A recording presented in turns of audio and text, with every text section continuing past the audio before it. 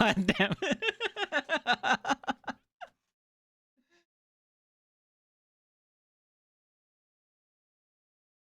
We were supposed to finish before the stream started. No. Now we can't make any money. Demonetized Twitch stream, yeah. This is America, dude.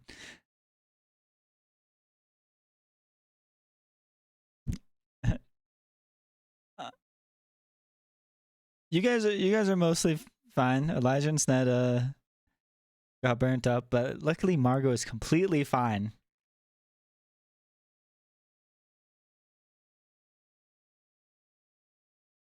Her bingo will be available to do nothing but treat wounds. How about that? It's about what he does anyway. In initiative order, he might. It's okay. He's an investigator. He's got good perception. So, what the fuck is going on, guys? You mean what the frick?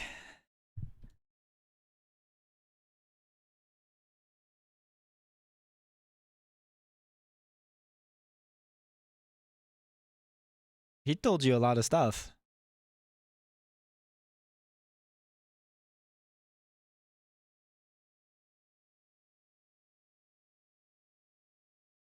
Right.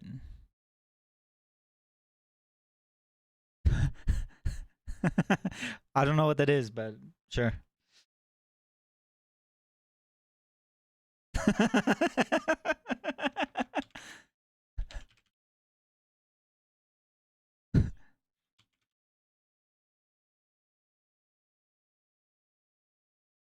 That's funny.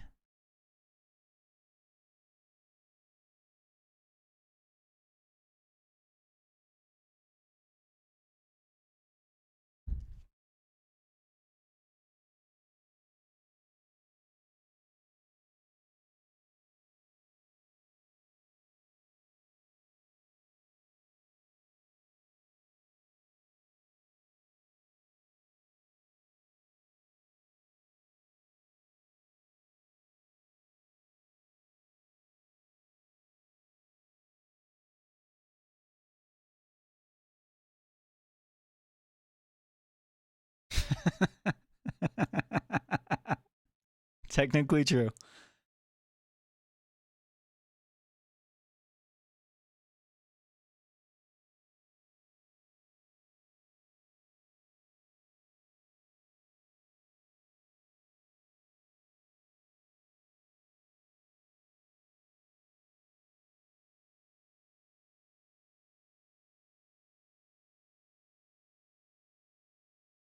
Mindspace. Mindscape. Mindscape. Wow. You confused me. It is Mindscape.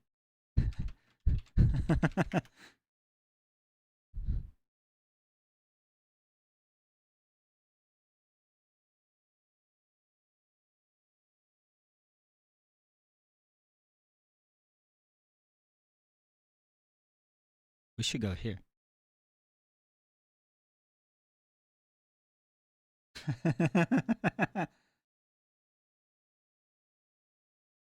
That wasn't like a week-long thing, so I assumed that was communicated.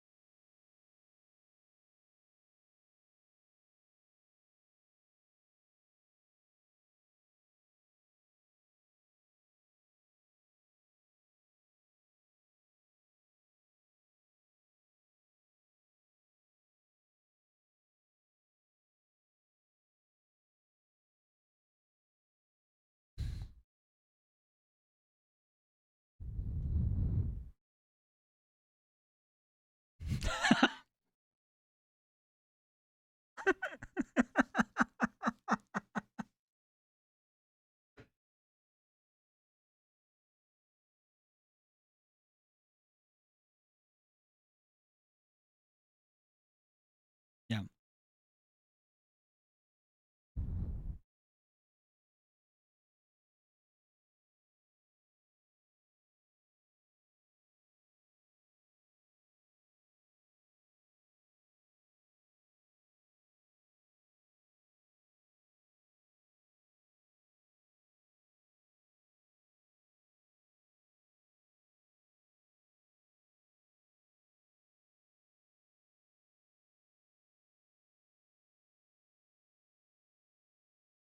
So just some points of emphasis there. The paper house. There's this red billowing smoke coming out of it, but you guys don't feel any heat. So you can see that the paper house is like burning down, and the wood is breaking down and deteriorating, but there's no heat. You can hear flames. You can see smoke, but you don't feel it. And then Margot, you also knew a little bit more information about these haunts. These cloaked red figures with the red masks. They're waving around torches and incense as if they're performing an exorcism. But it's a haunt.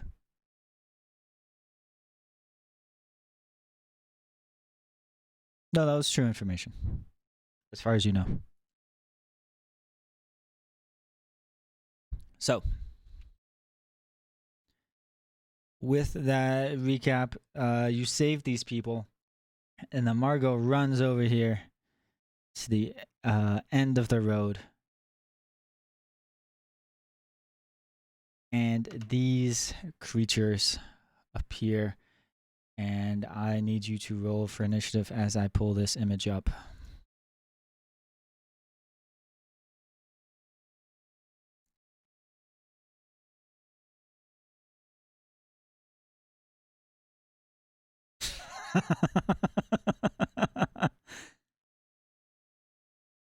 This, yeah. Uh,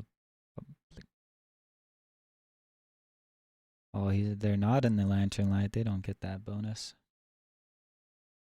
Bingo's got good eyes, though.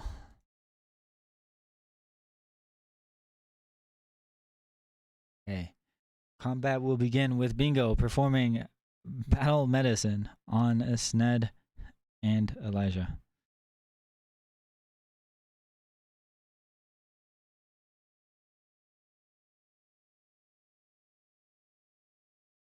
He's going to critically succeed on Sned and then take a single step. Perform battle medicine here.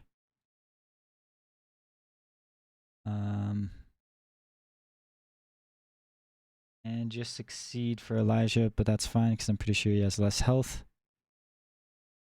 Margot ran over there and then they appeared. So that'll conclude Bingo's turn. That is a world record speed Bingo turn. You know what? I'm gonna put this music back on. So these things, I don't believe you had a chance to roll to figure out what they are, but they do appear.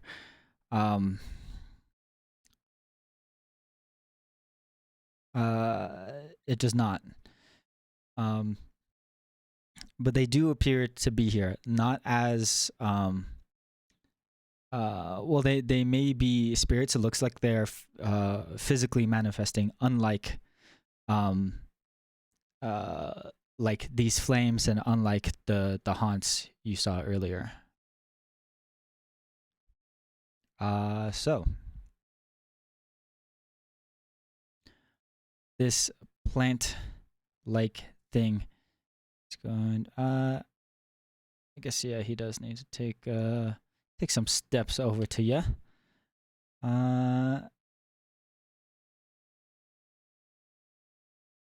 And he's gonna try to strike. unsuccessfully. Gonna strike you again and miss Elijah.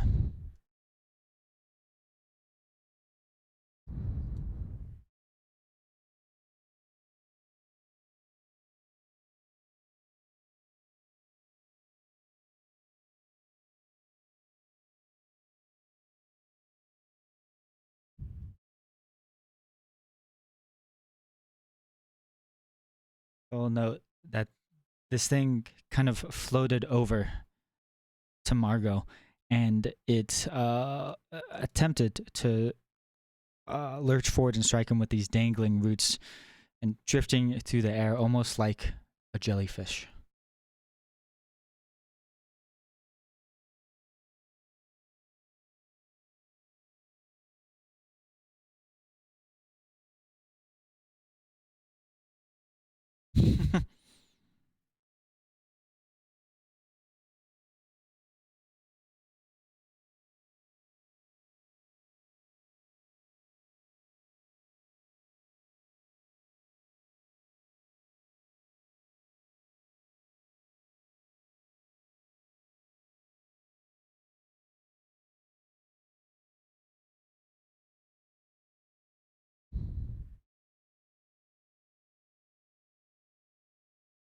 An attack and a hit.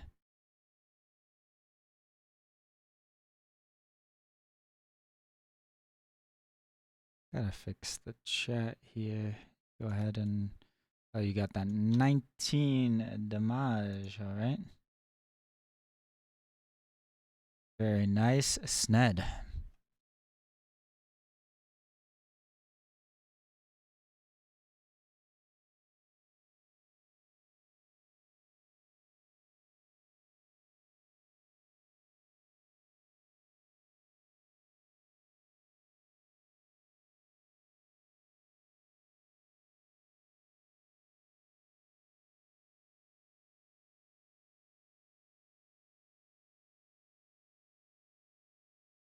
Is a success. The bigger they are, the harder they fall.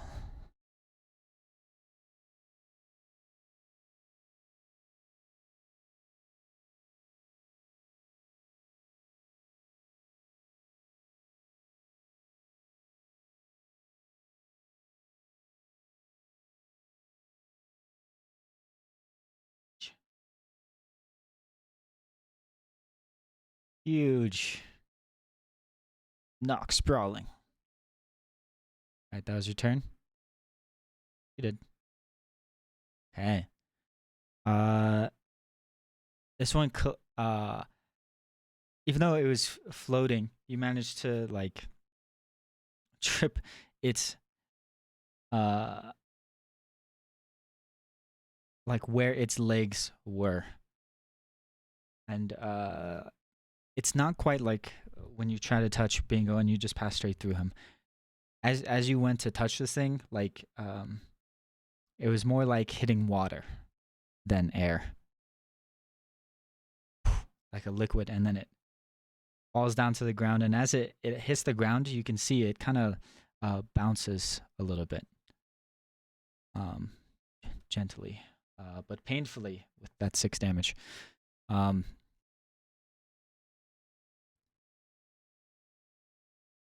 This one is he's gonna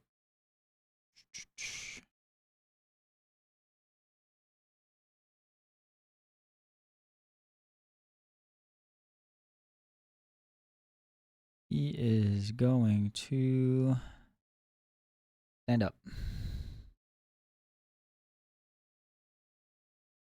Go ahead.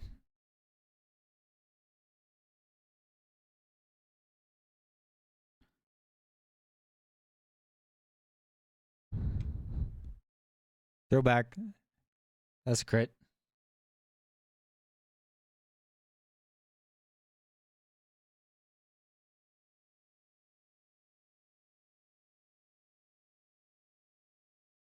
Yep. And then he's stunned from your crit. stunned. Oh, slowed.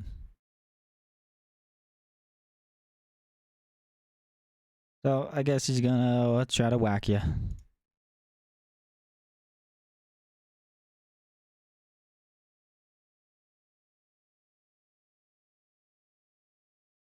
Yep. All right, Margot.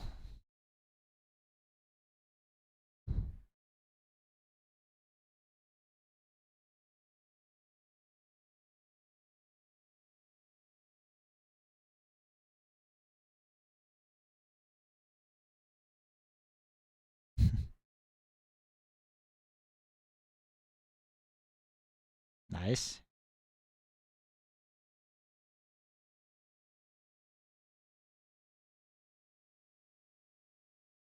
Oh, dude, so lucky. What good dice rolling you have.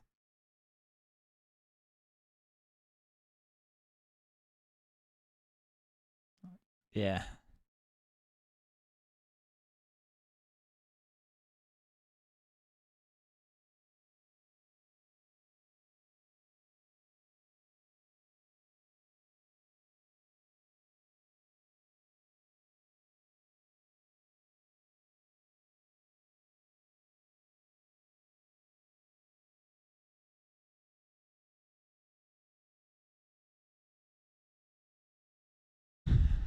Um, you uh, you're not able to tell if it's immune, if it can resist or it's immune to anything, but you can tell that this is some sort of uh spirit. Um, no, yeah, I'll tell you what it is. This is a Waldgeist. Wildgeists act as avatars of nature that seek vengeance for environmental abuse, such as pollution and deforestation. They are undead spirits of destroyed trees.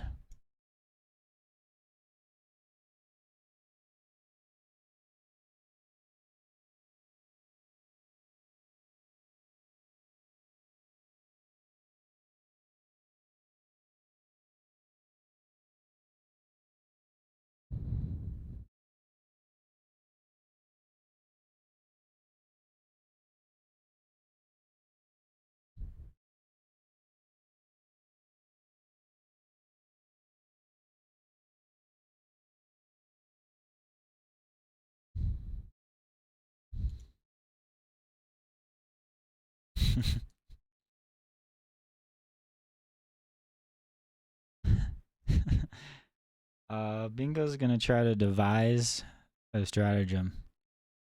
He decides he's not gonna shoot. Uh, so he's gonna stand next to Elijah. Just in case they have any AoE abilities, he wants to make sure you guys both get hit. Um,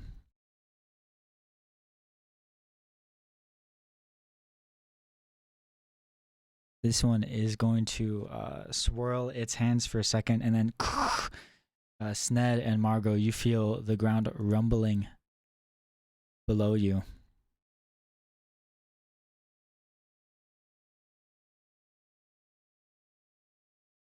As a wall of thorns rises up between Sned and the other Geist.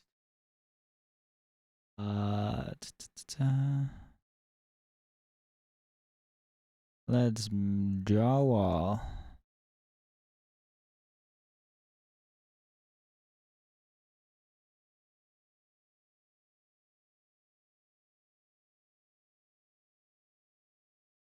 And it pushes him out.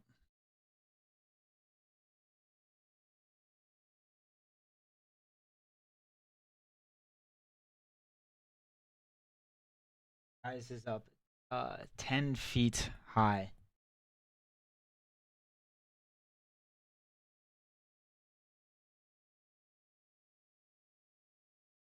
And let's see.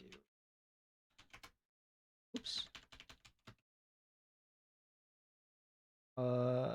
Sned, you're gonna take 6 damage as some of the thorns hit you.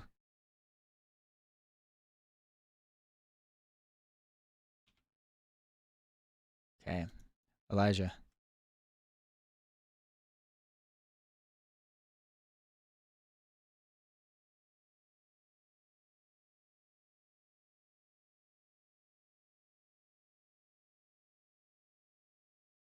They're behind a wall. there's a there's a wall of thorns.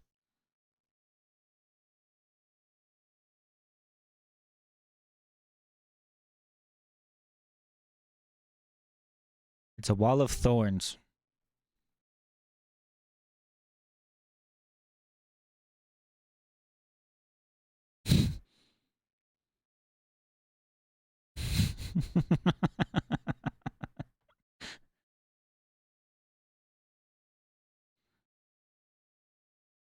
All right, some damage.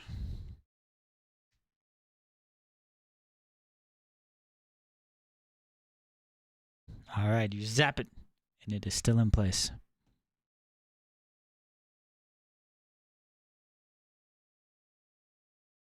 Sned.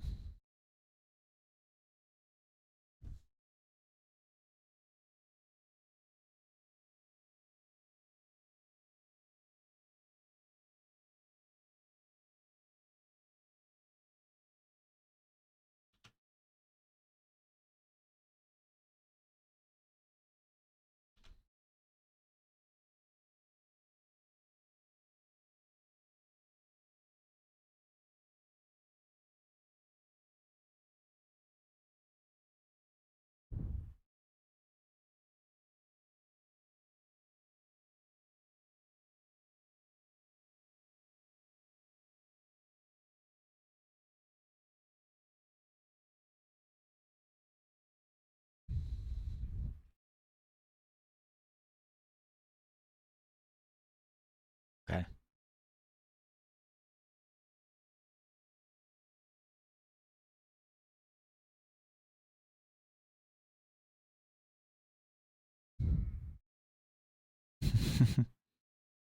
You jump. Yeah.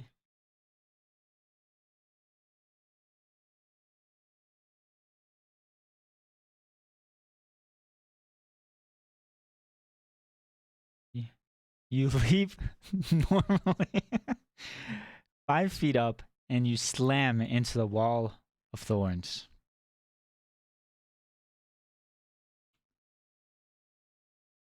Right, a high jump in which you were trying to go over the wall of thorns, but you did not go over it.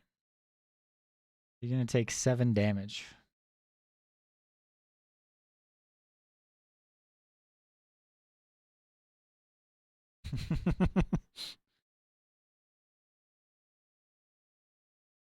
This one's gonna stand up.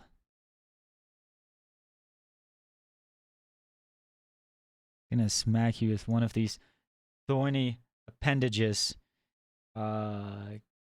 Critically for 18 damage.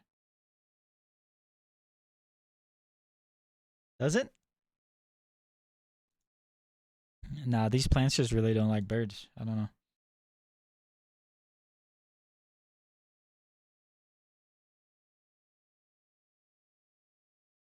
Uh, well, should be fine.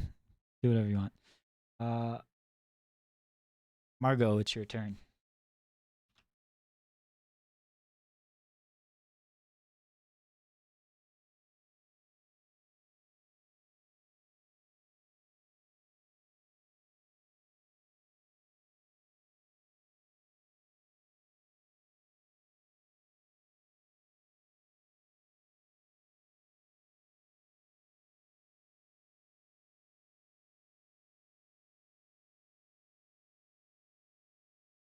That's a miss.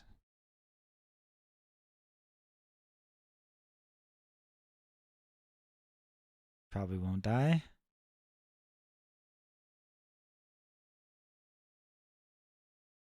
All right, Bingo's gonna try to take a shot at the wall, just like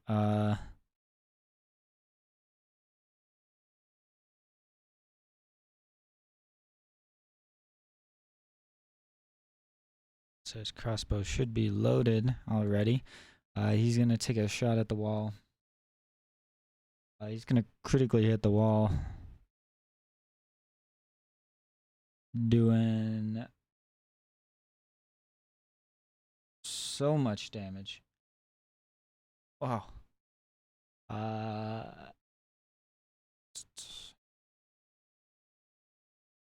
How much health does the wall have?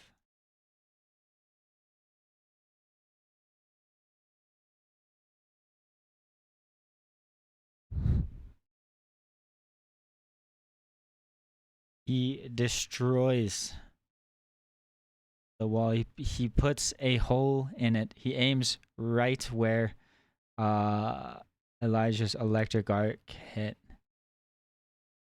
He's gonna put a hole right through the middle of it. Perfect 5-foot wide hole.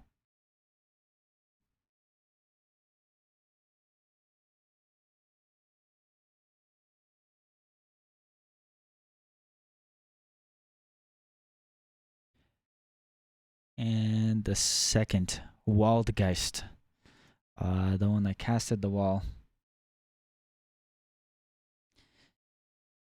gonna cast another spell that's Anglefoot. No, I'm not. I don't. Gotta turn this. Gonna hit Sned, reducing his speed.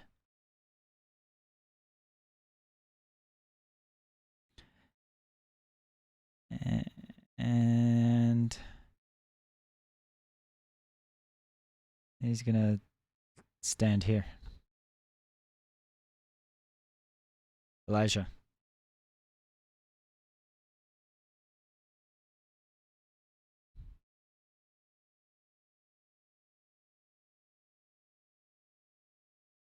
What would you like to know? So worst saving throw is Fortitude.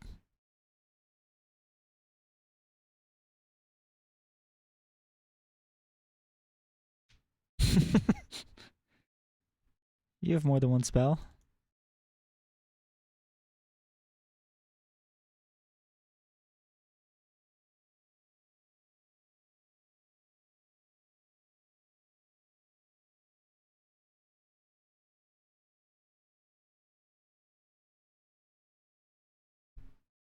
All right.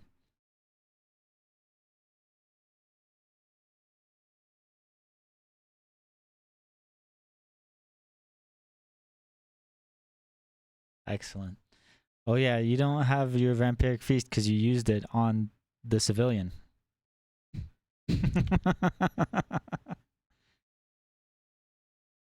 Okay.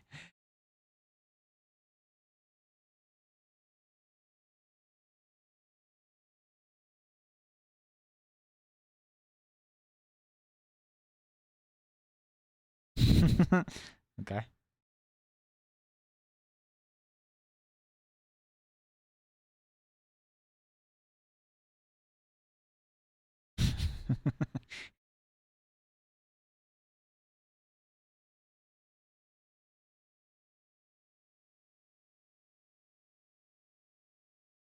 You blow the wood?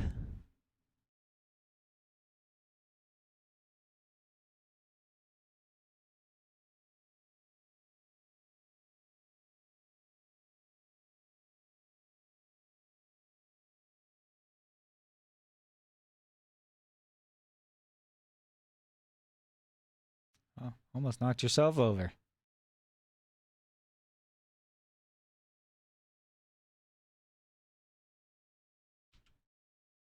You almost did. This one's gonna wave its jellyfish tentacle hand over to Margot, and I need Margot to make a fortitude save.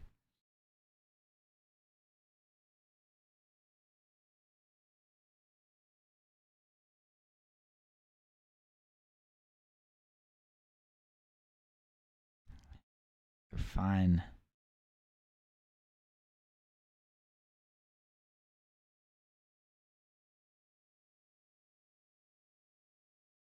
Can you make another? Can you make another fortitude save as he hits you a second time? I forgot to make you do the fortitude save the first time, but we'll just see if he hits you 3 times.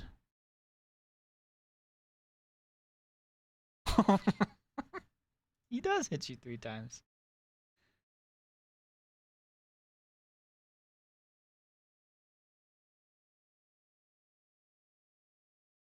Uh, it was a natty 19.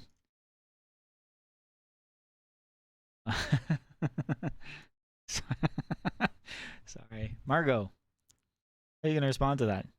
Just getting whipped.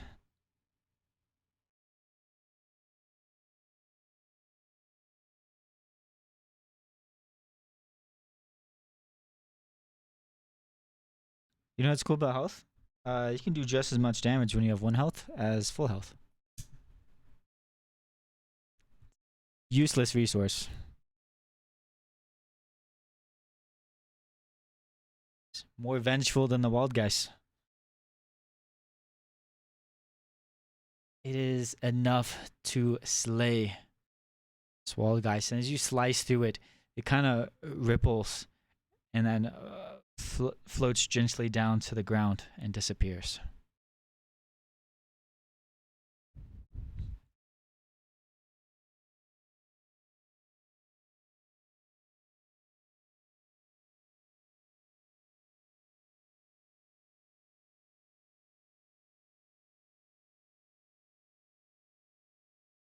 Is a good roll.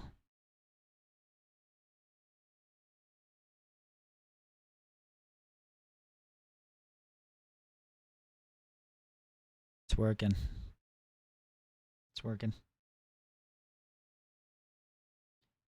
Just adds it as a weakness. That's your turn. Bingo is gonna devise a really cool stratagem. The stratagem is he's gonna shoot. He's gotta reload and then shoot.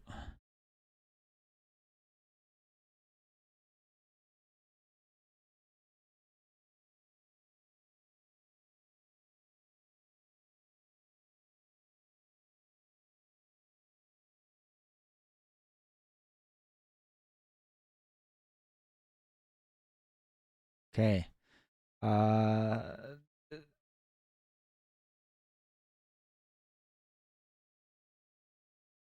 See, Ned is 1.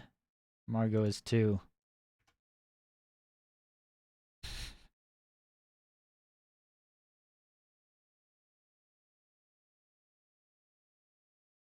gonna miss. But then he's gonna hit. Give me a fortitude save.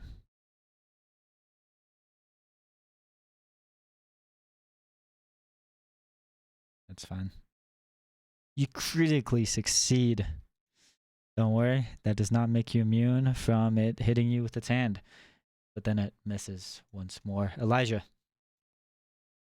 I don't want to be immune to damage.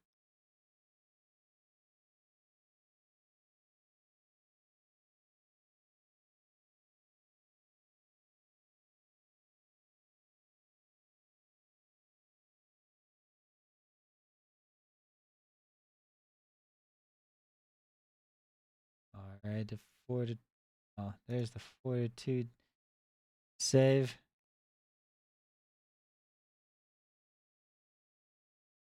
It succeeds.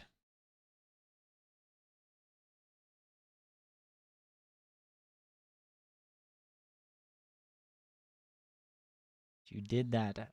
5 damage to it.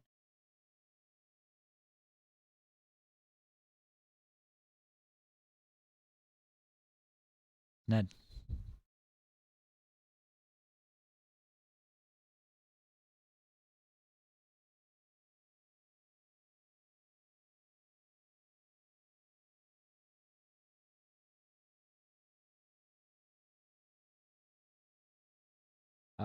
You are going to eat him.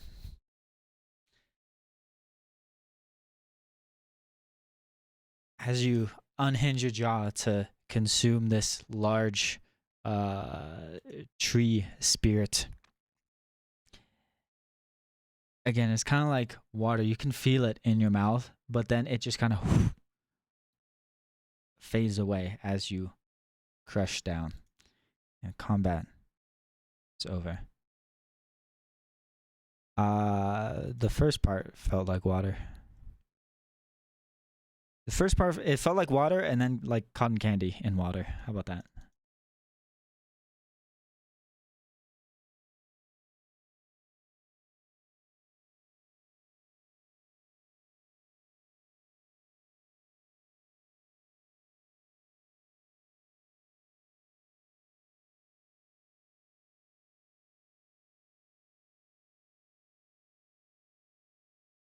Where they came from? Where they came from? They appeared underneath you. No, they appeared behind you. Yes, you saw them.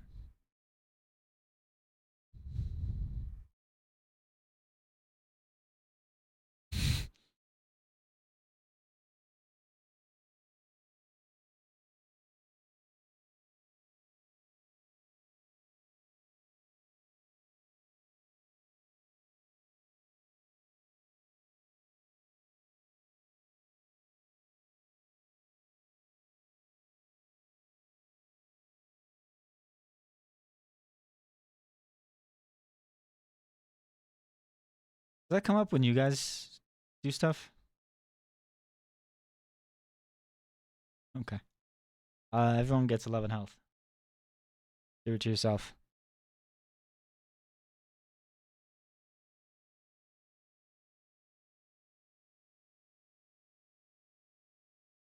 Yes, you can.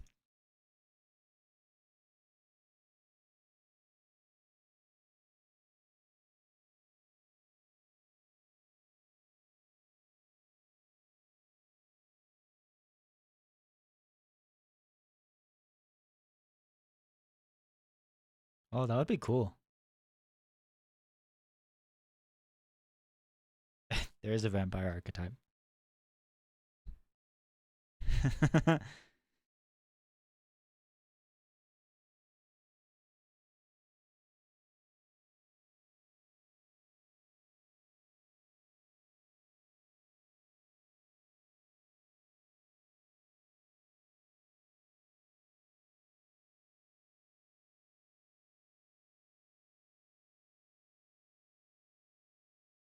Okay. You guys can take each one on your shoulder. Yu is still uh, crying because of her broken toy, Mr. Jelly. Um, I don't know. I don't think I rolled. Uh,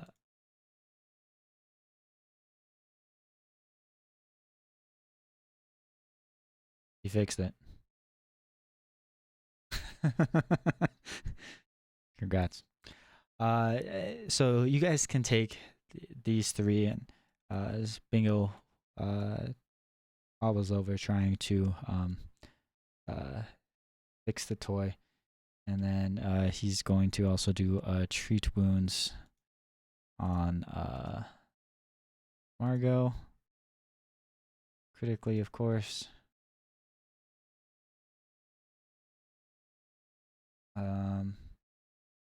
He can treat wounds again on you guys.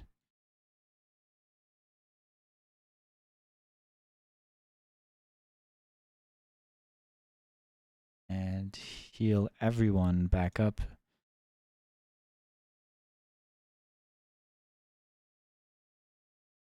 And right as you guys get these three away from the fire, you, he's treating your wounds. You get these three out of the fire, and there's other people waiting. Dr. Dami, some other townsfolk are waiting, pulling these ones aside as they're coughing. You know, putting blankets on them and whatnot.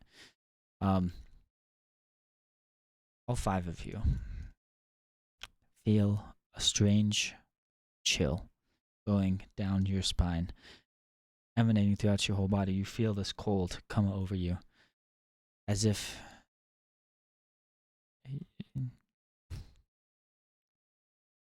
you feel that.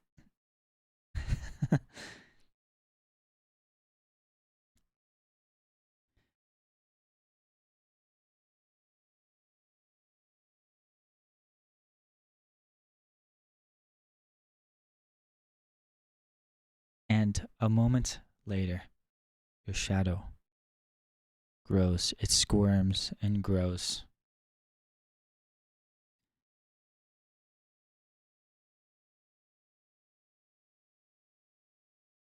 And uh,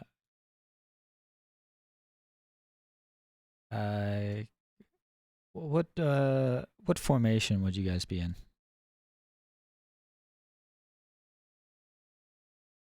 Oh, because the cum all over you. Yeah. Okay. Uh.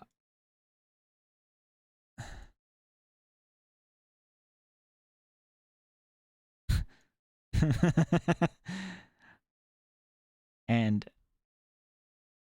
your shadows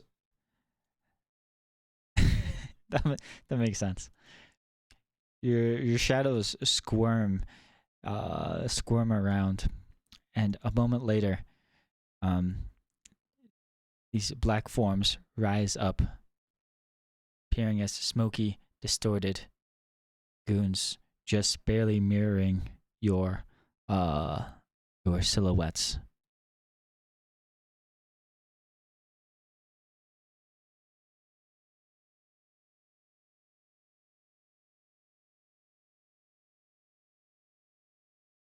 The shadowy figures cry out in pain. They're screaming, and have any of you have you guys watched Annihilation? Alec, have you watched Annihilation? It is not in space, but it is sci-fi. Yes. Do you remember the bear?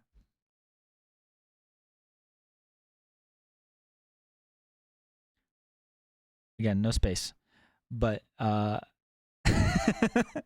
yes, in the bubble. Yeah, it yes. Um, these these shadows scream out in pain, crying. It's like the most pure wailing in pain you have ever heard, but it's eerie because it is your own voices screaming out at you. Uh, it get whoops. Can you three give me a will save?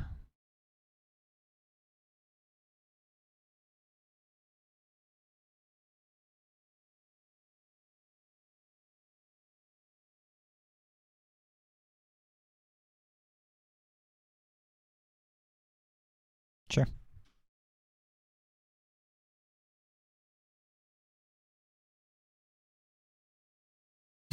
That's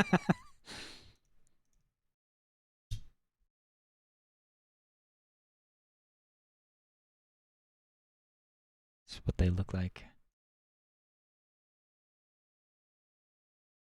Yeah. Would it? Can I get a will save for Elijah? I'm gonna put these guys to the side here.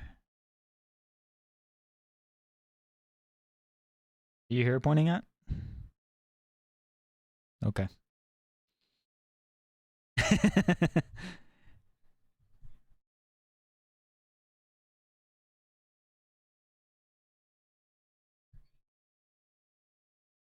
You only need one. Oh, so worth it. All right. Can we get a will save for Elijah?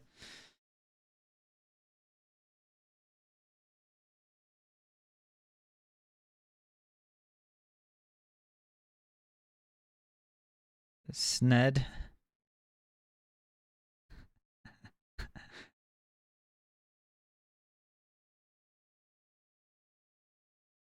Ned. You are going to be frightened 1 and slowed 1. Elijah, you are going to be frightened 1.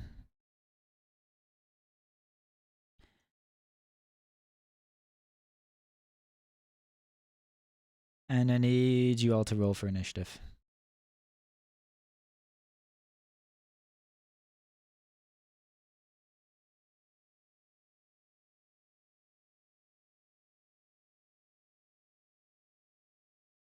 Huh?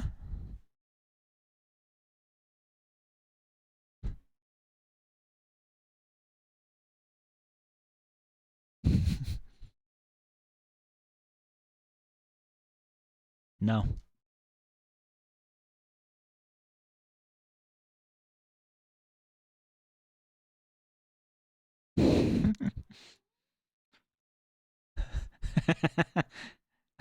I mean,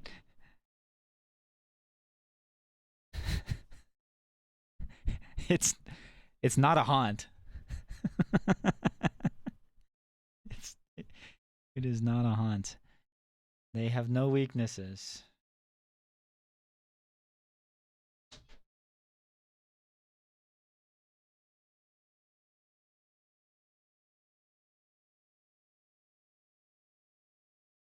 What is happening?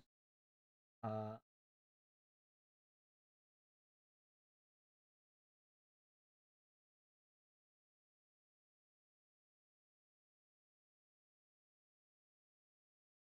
uh this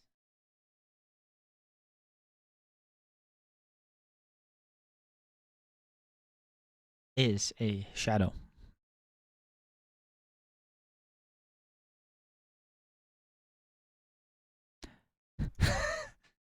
Congrats. There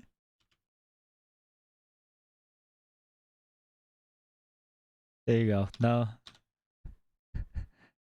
you've been rolling great on those recall knowledges.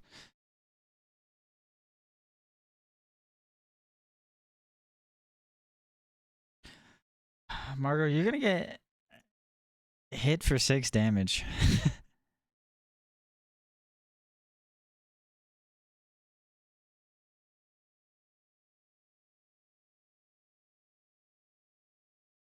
And you, as it swipes at you with its shadow hand, swipes through like across your body from shoulder to your hip, and as it drags along, you see just this shadow ripping out of you, and you see the shadowy trail, the shadowy essence, trailing from its claw that gets pulled into the larger shadow, and you become enfeebled 1.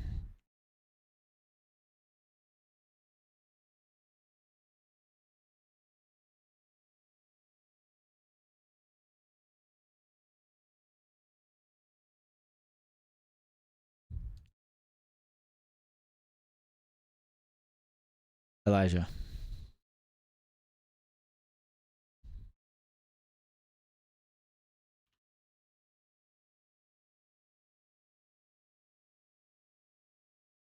Can't see them. It's right in front of you.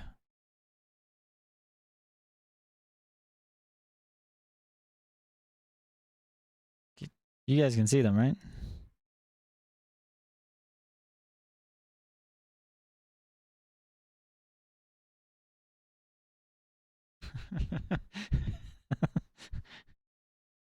Just imagine. Imagine a shadow.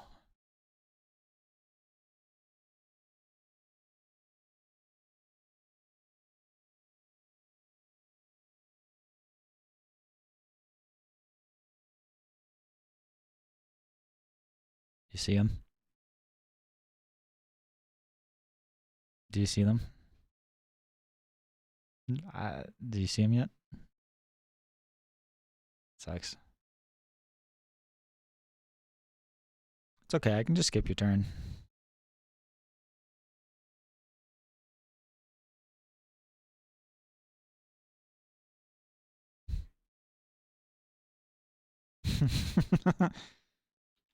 Okay. It's because you put yourself underground.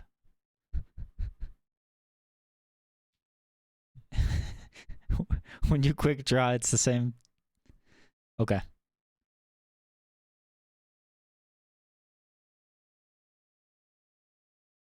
Take that, he says.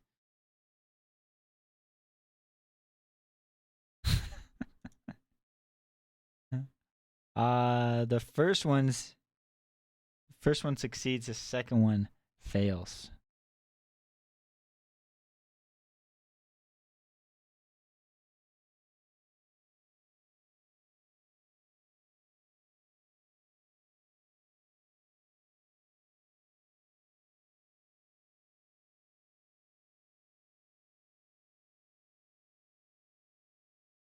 As you move,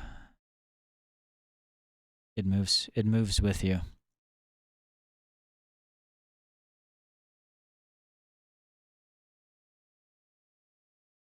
Okay.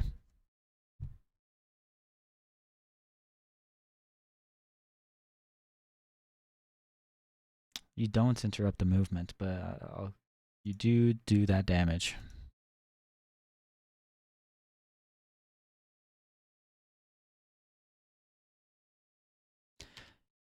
It's Ned.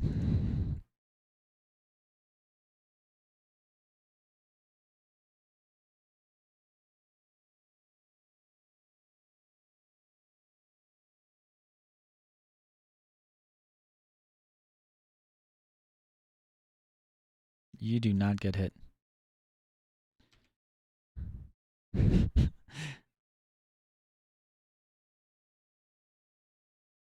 Now your turn. Elijah gets hit for 7 damage. Now your turn.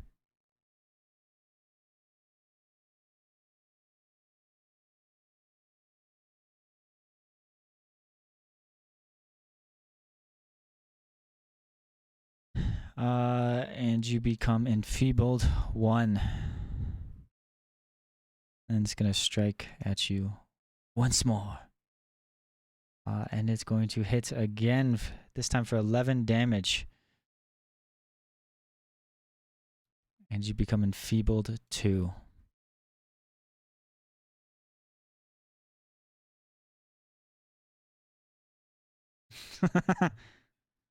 Alright, you have 1 action.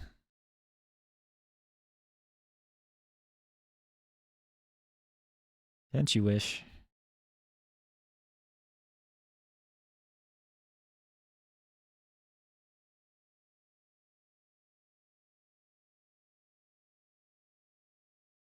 Argo.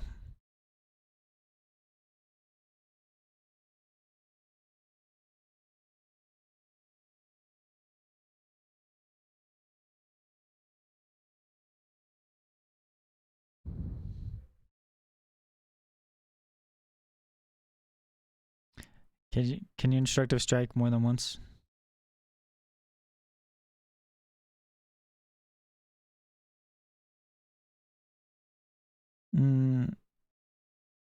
Instructive strike is an action.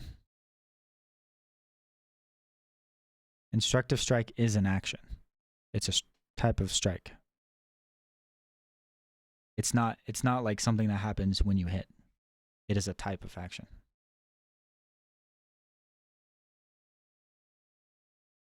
Correct.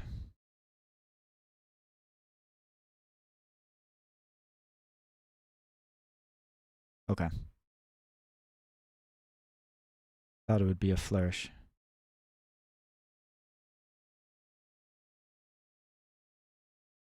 Hey. What would you like to know?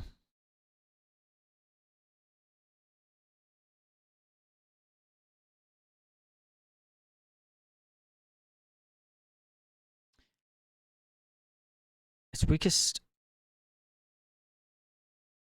saves are fortitude and will. This is a familiar shadow. That's what the creature is. But more relevant to you, these are your shadows. as you connect with this, with your instructive strike, you hit and you feel this connection. You feel this chill go through your arm from your sword through to the rest of your body, and you feel connection to it. You feel like this isn't just your shadow, but like this, there is some essence of you in this shadow.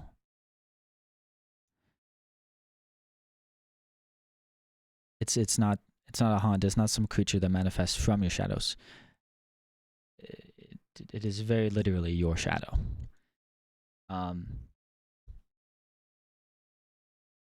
No, but I'll say you're connecting some of the dots here. You saw the exorcism. You feel this connection to your shadow here. It's wailing. You felt this chill, and Margot, you realize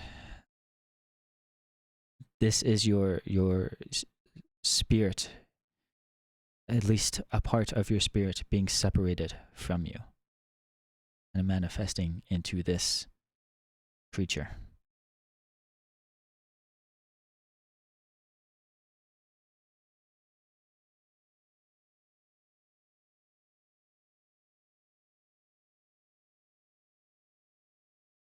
And you kill it.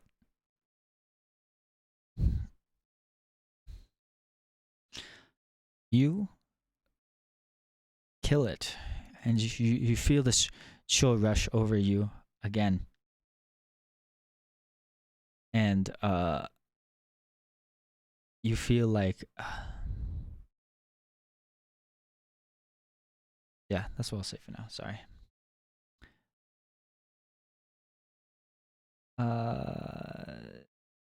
Elijah.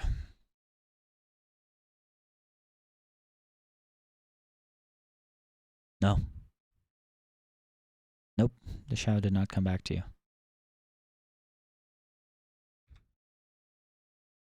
He does not have a shadow.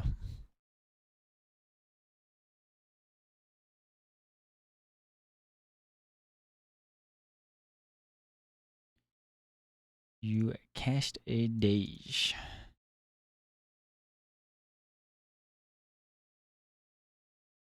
And it is gotta make that willy. Oh my god, it critically failed. You stun and destroy your shadow. You do not die, but you feel that chill wash over you, just like Margot felt. And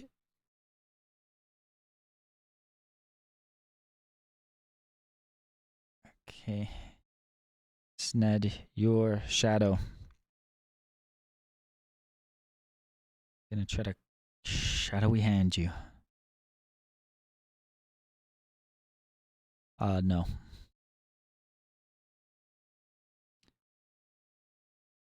And you become enfeebled 1. It is not a spell. Oh, sorry. You become the you enter the shadow realm. And then it is going to strike and miss you.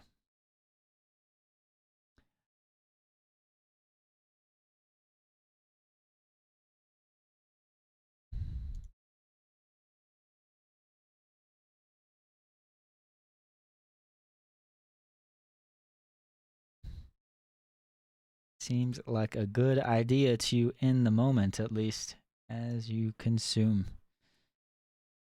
But it does not die.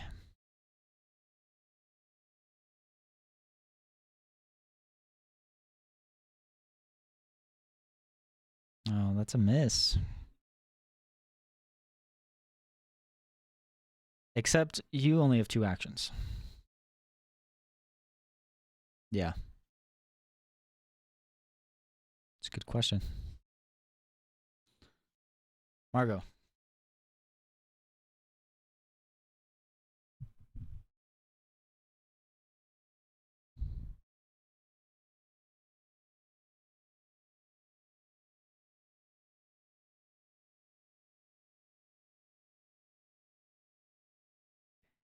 And you destroy Sned's shadow. Uh, well, that's just they took care of their shadows in the off screen. They killed the shadows. But where's Elijah? I deleted him. Here you go. And you guys lose your enfeebled condition. Sned, you are no longer slowed, and the four of you feel this uh, sudden chill come over you again, and then all of a sudden, a sense of relief washes over each of you, feeling that, for now at least, you know that this danger has passed. However, you feel as if someone just walked over your grave.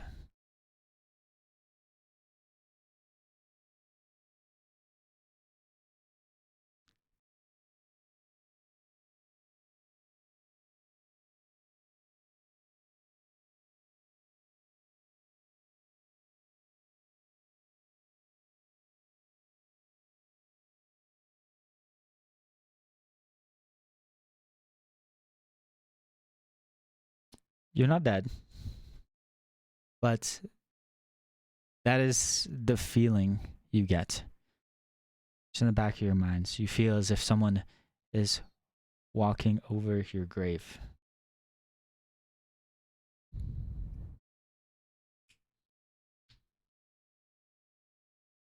It's a good question. That's a good question, but each of you feel that.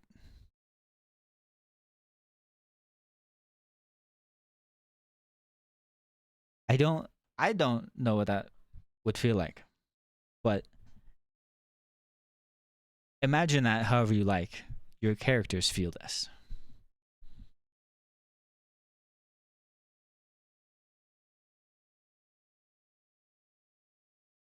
Yes.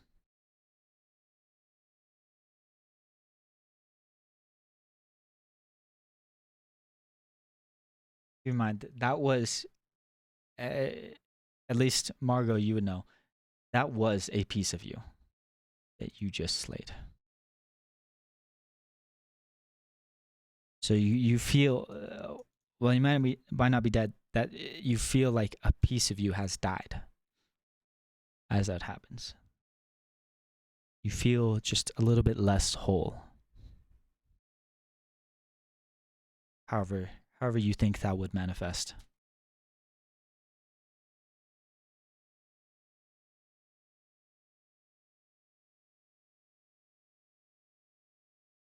So, as you destroy, each of you destroy your own shadow. Some of you needing a little bit of help from the others.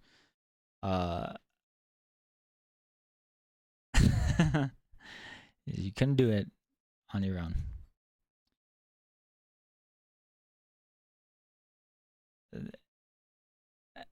Bingo just duked it out with his own shadow and took care of it all by himself.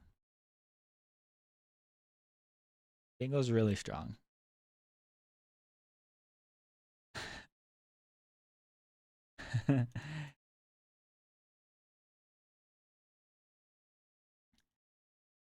you feel this like sense of death come over you. The chill of death, just in the back of your mind, throughout your spine. This chill doesn't quite go away, even after you've slain the shadows.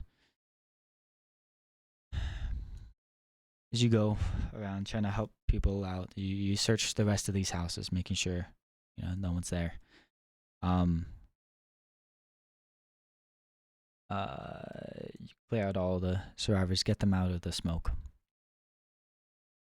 When it seems like these forces, these spirits are gone, these haunts have been dealt with, the industrial district here begins to stir as people emerge from their houses, their homes, and everyone starts, assessing the damage. And they're looking around.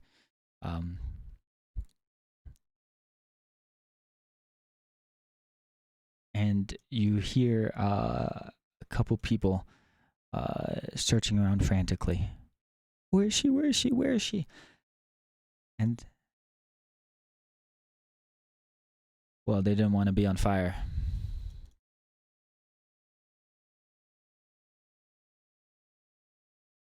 The houses that were not on fire. It was only the paper factory that was on fire.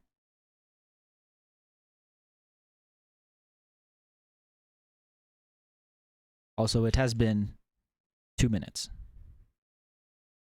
Keep that in mind as well. um, well, I guess it's been like 15 minutes actually, but you hear people start wailing and crying.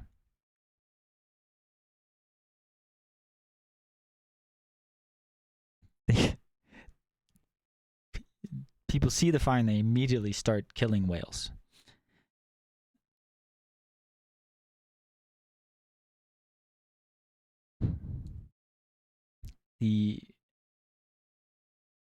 Luckily you're able to maintain this damage to the just to the paper house.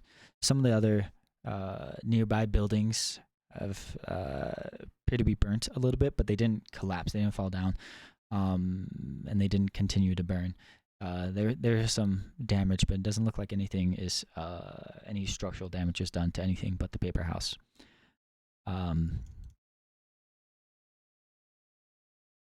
You hear some of the older residents loudly complaining and even insulting some of the these enemies attacking the town, these unseen forces.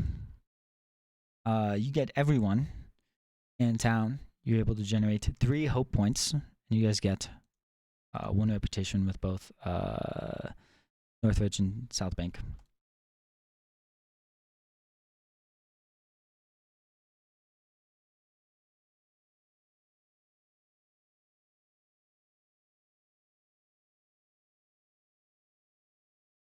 You don't see LeBron anywhere.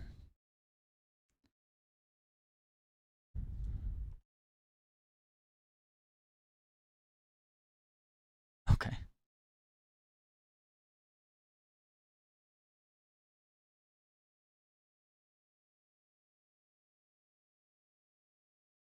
Okay.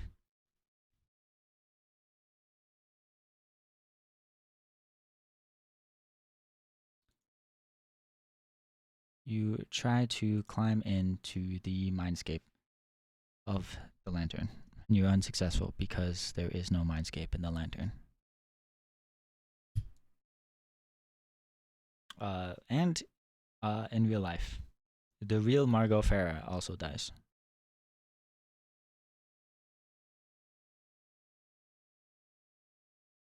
LeBron is nowhere to be found. You hear. You don't find anything, but you do hear some people, because the lantern is relatively close to the cloud paper house. You hear some other people coming out of their houses that were near the paper house. You hear them crying. One woman, elderly woman, runs up to you.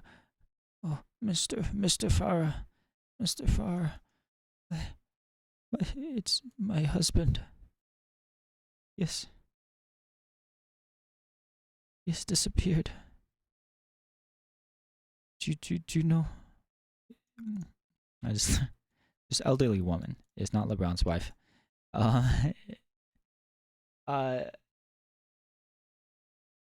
He,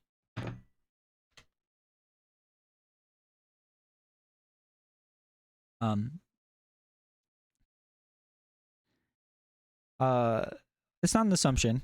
Margot knows. It is not LeBron's wife.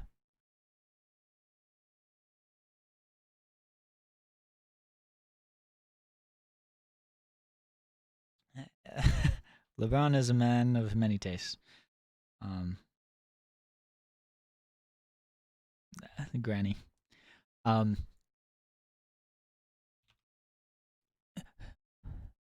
Yes, he was. I was going to check on our home on on our crops, make sure they were not burning, and he came back in the house, and he was gone, just disappeared.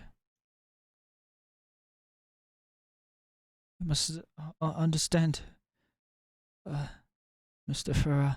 He is bedridden. The,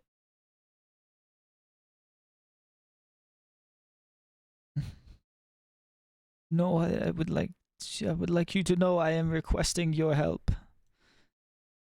Just moments ago, yes, right here. I just you just saw her walk out of her house. Just moments ago.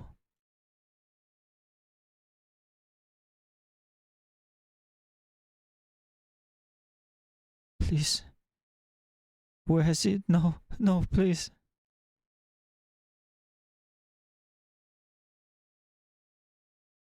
And the other four, the other four, similarly, wherever you guys were, if you're still on this street by, let me just put you guys on Willow Shore. If you're still on this street by the Cloud Paper House or wherever you are, and did you know anywhere in South Bank?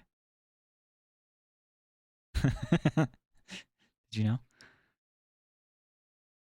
know? Any?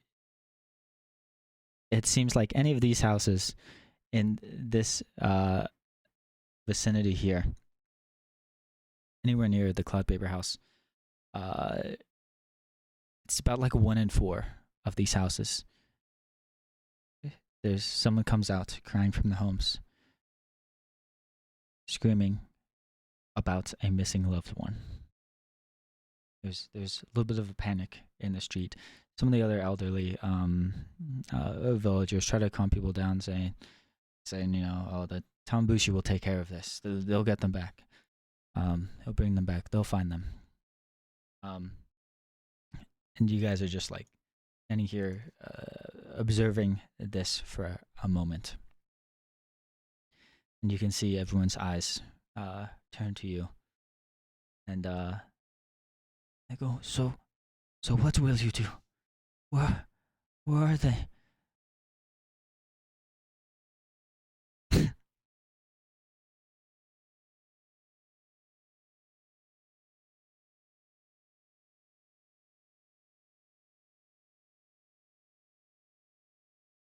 Please, please, Tamabushi, find our loved ones.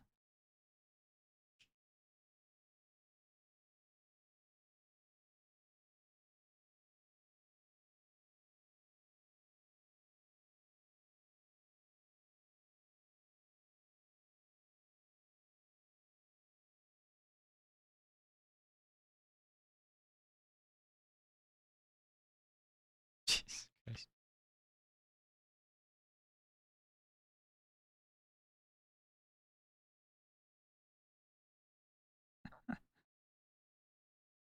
Okay.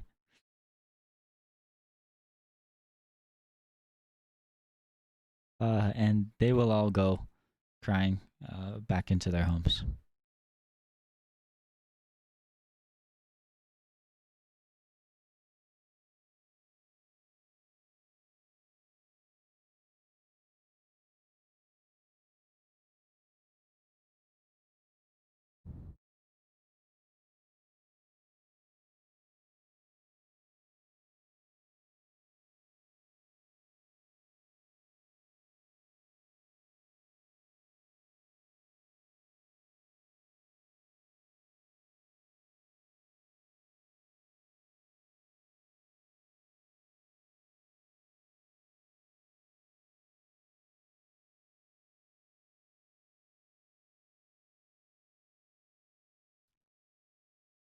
Um, yeah, as you go around looking for haunts and anything weird, you're confident that any haunts or any spiritual happenings are gone now. However, there is this energy, um, spiritual energy coming from the Cloud Paper House. Whenever you walk by, like, feel this pull to that space there. Um, there's no like active haunted. It's more like residual spiritual energy there.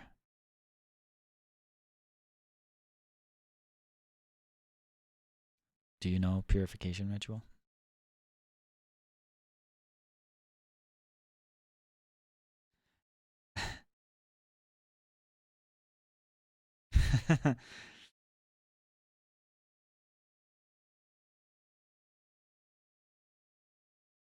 There are rituals.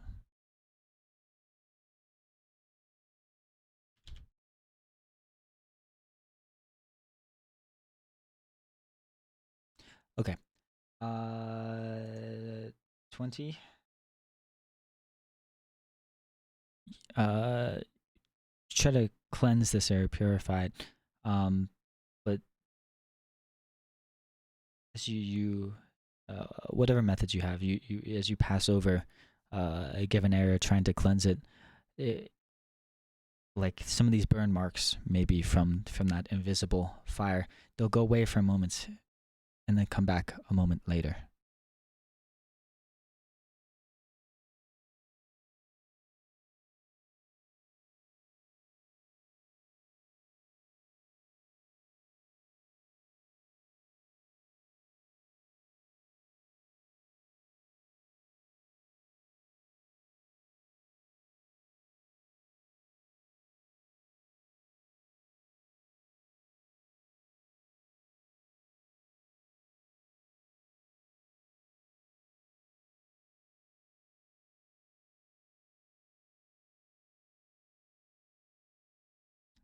I believe in you.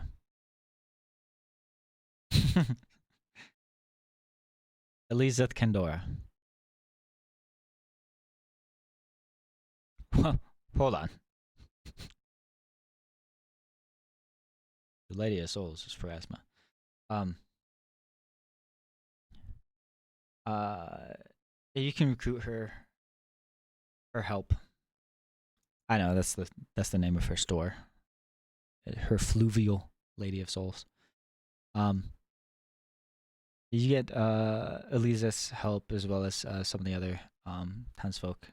Bamingo is here. And you guys go through trying to cleanse this place. But as um, you take some time to really get a feel for what's going on here, try to contact Erasma and the spirits, and you realize that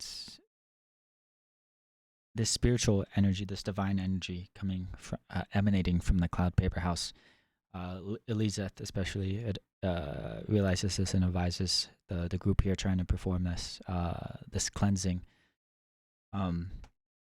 She realizes that actually this shadowy these burn marks, it was a cleansing fire. It is purified already. You can't undo it by trying to.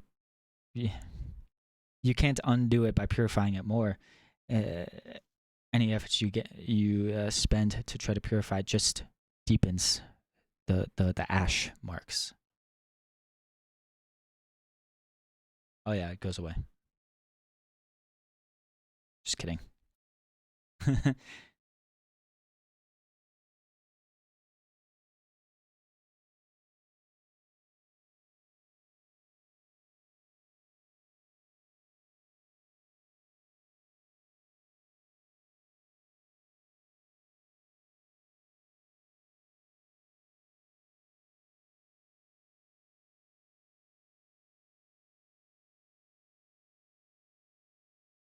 Yeah, yeah.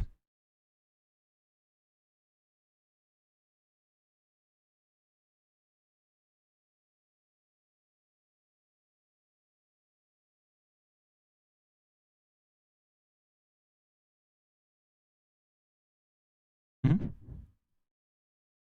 It's divine.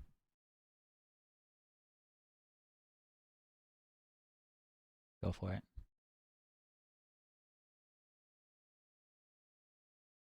Trying to figure out. What are you trying to figure out?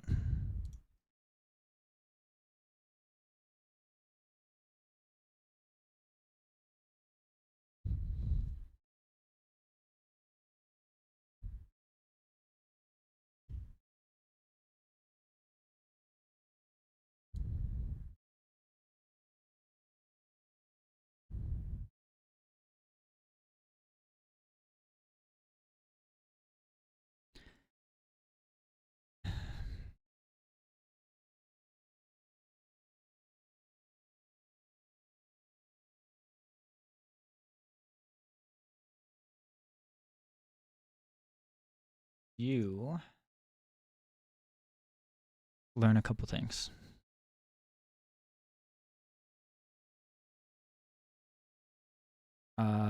F- First, uh,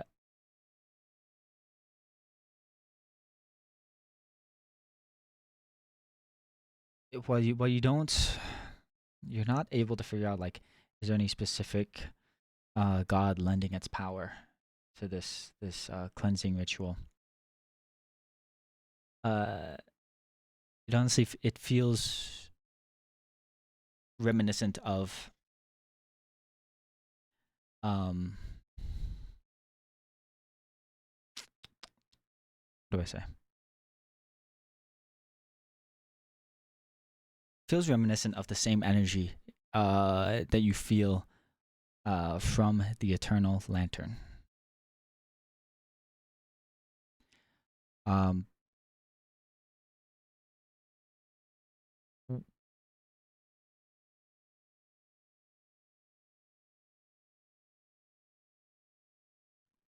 sure.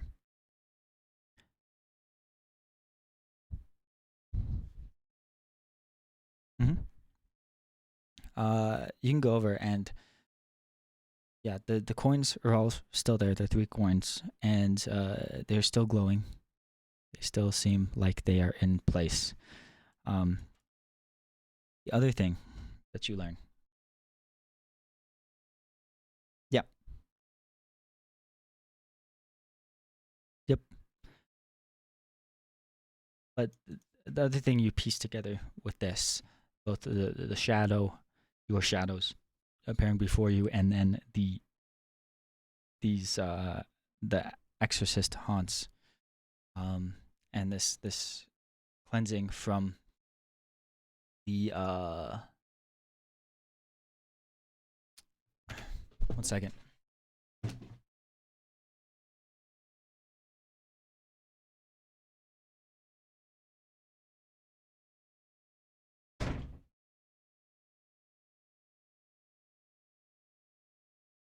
Fucking cat won't stop walking all over, knocking over my glass, running on my keyboard. Uh,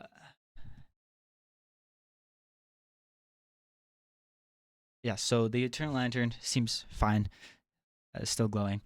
The other thing you learn from doing this recall knowledge, doing that ritual, and like trying to investigate what's going on there, um, is oh man, I forgot it. Uh,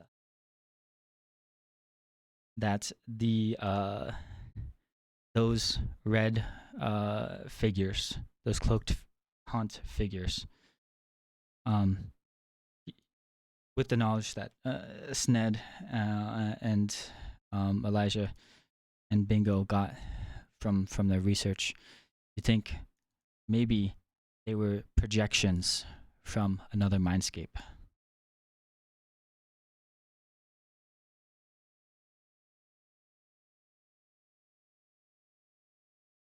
They are not entirely on this plane. Maybe they're from a different mindscape.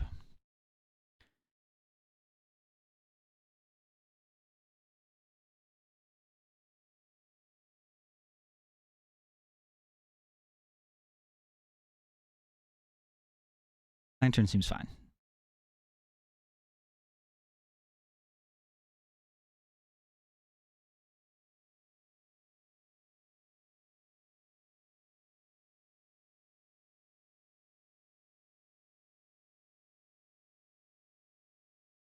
So they're not there anymore,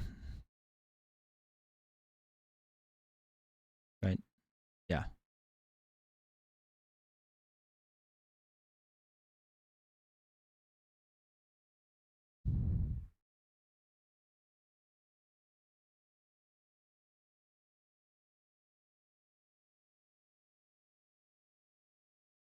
Okay.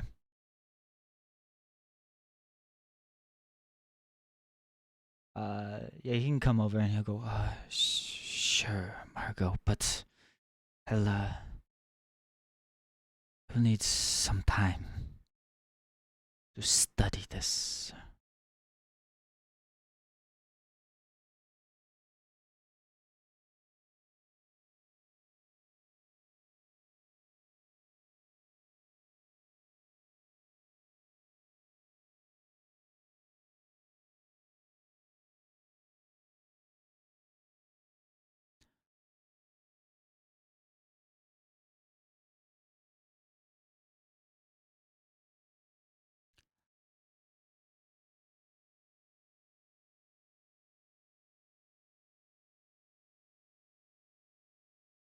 So,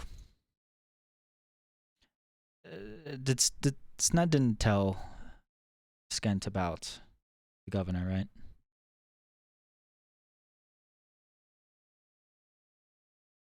Well, that you think he's in a mindscape.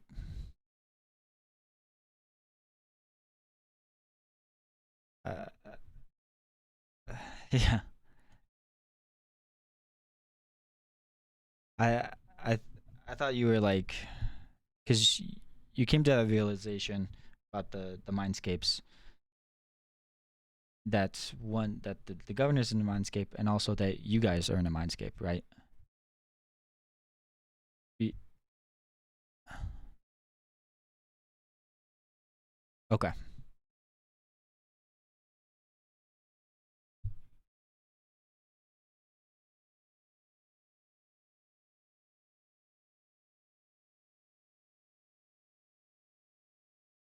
Ah. Okay. Okay. Yeah. Yeah. Okay. Yeah, he can. He'll study it.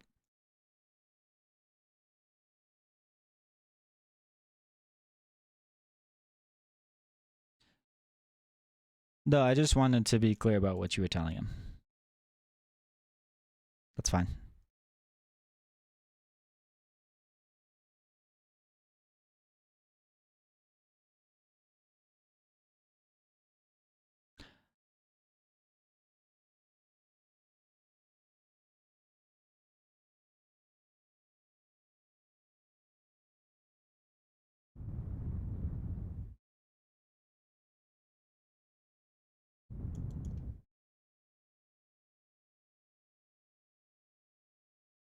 Um, sure. Give me a check.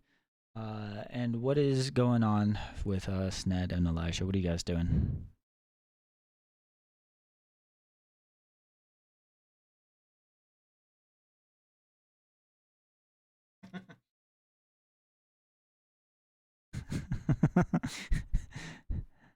You climb on top of the lion statue, unable to fit in its mouth.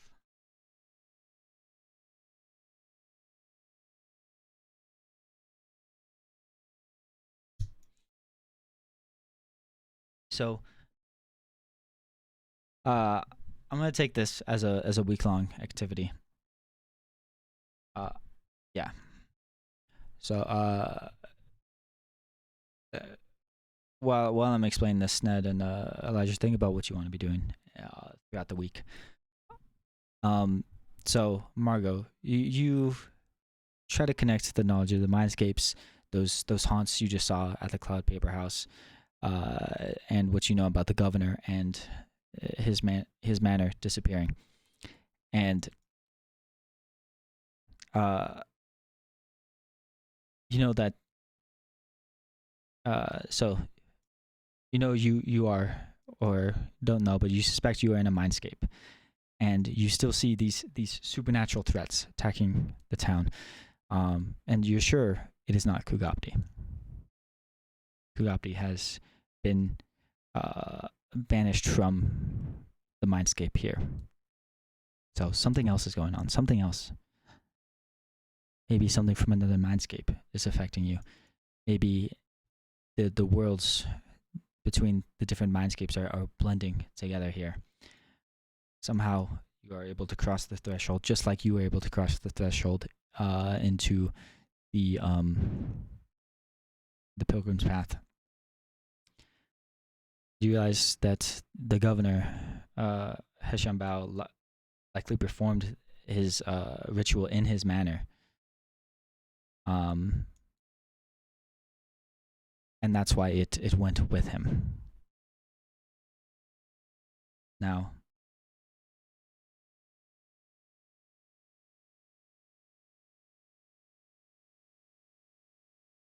you believe that you should be able to access his mindscape if you perform a ritual. This mindscape shift ritual. And you think and you believe that if you perform this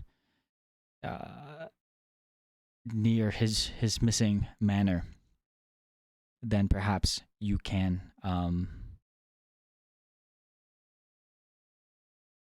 not only get to his mindscape that he is in, but perhaps you'd be able to escape the mindscape you're in as well.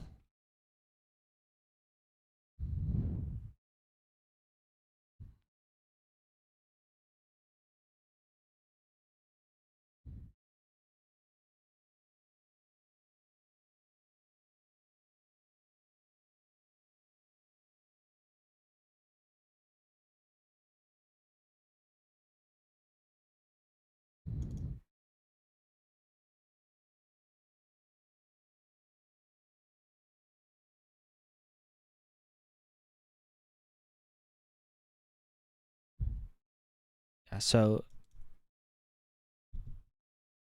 so you will need a little bit more research to know exactly how to conduct this ritual and what resources you need. But for sure, you can teleport people with this ritual and into another mindscape.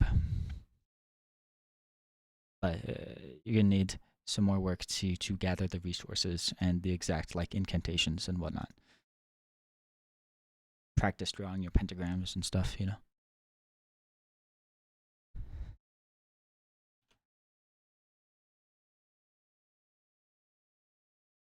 Skent.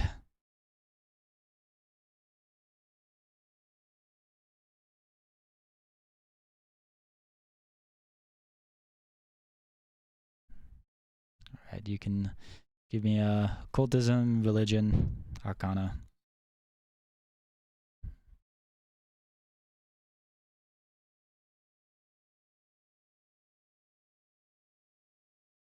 Oh yeah. You know exactly how to perform the mindscape shift ritual.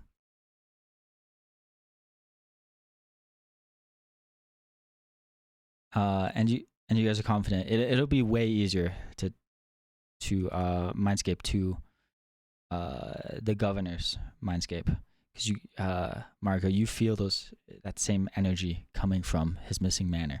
You didn't recognize it when you first saw it, or maybe it was the first like the same effect that you're getting with Shinzo, where like before you just were completely blind to it. You for some reason your spirit couldn't see it, but now that you know some more truth, you can feel that energy and you know what that energy is. Elijah, with his notes, you go and with Bingo's Singpachi books, and all the knowledge you've gained, you go to the governor's manor, and you're able to transcribe and detail out a mindscape shift ritual. It will take 1 hour to cast. You all have to be touching one another. Gotta be holding hands. For an hour. You gotta be holding hands for an hour. And you need 28 gold worth of chalk and incense.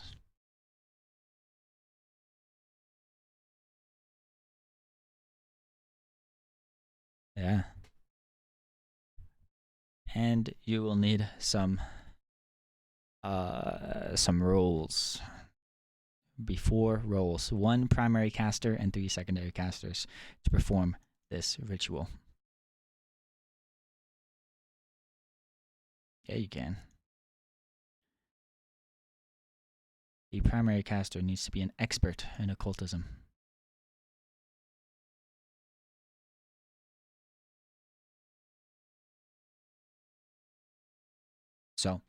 What is Ned doing in all this time?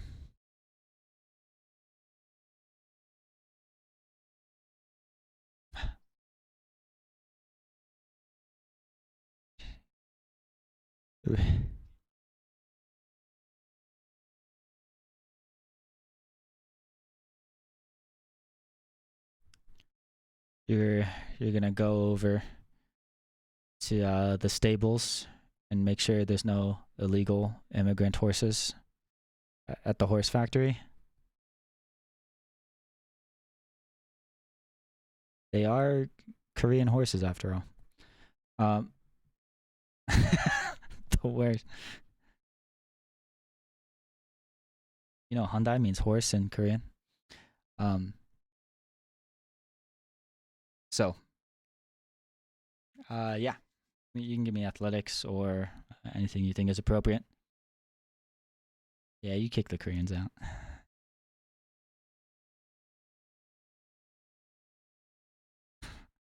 You did what the Empire of Japan could never accomplish.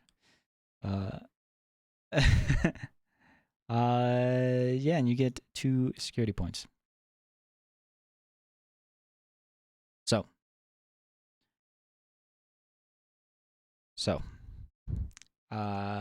sometime during that week, as you are doing your research, everyone's favorite, I don't, I don't mean this lightly, everyone's favorite Tengu comes to the tea house along with 4 um, other South Bank villagers. And he opens up the door, or he knocks on the tea house door. No, this is Mina Kawaka, everyone's favorite Tengu.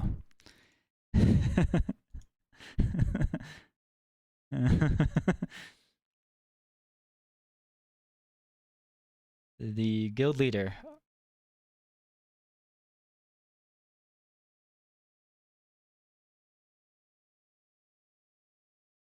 Um, he, he comes to the tea house with some of the other villagers. Um, he visits you and he goes, "Ah, Tamabushi, I would just like to thank you for uh, saving my factory, my mill. I no, the paper mill.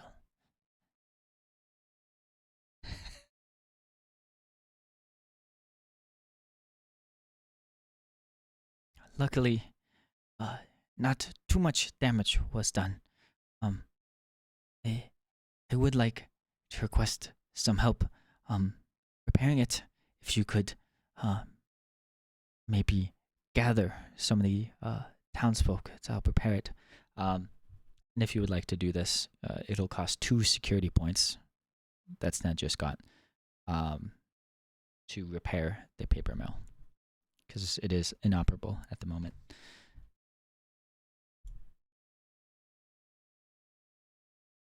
But I'm sorry, I want to get that out of the way. That is not why I'm here.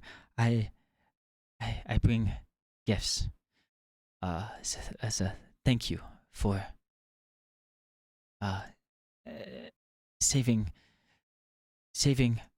uh our our our friends, my employees, and saving saving their children.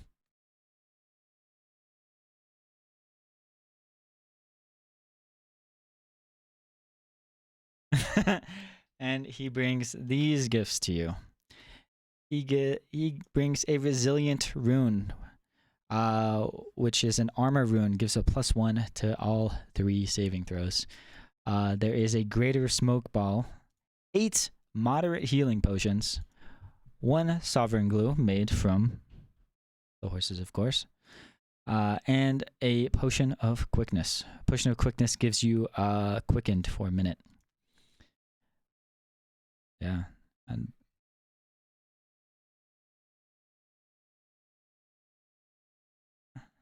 at least 3 times a day.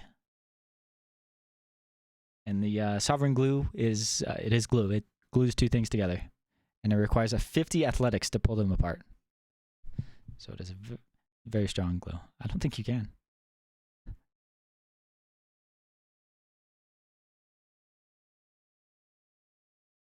It would be a fail. Yeah.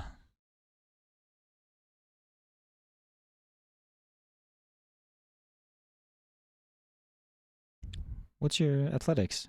20? Oh, that'd be 38. It would just go to a failure. So, it's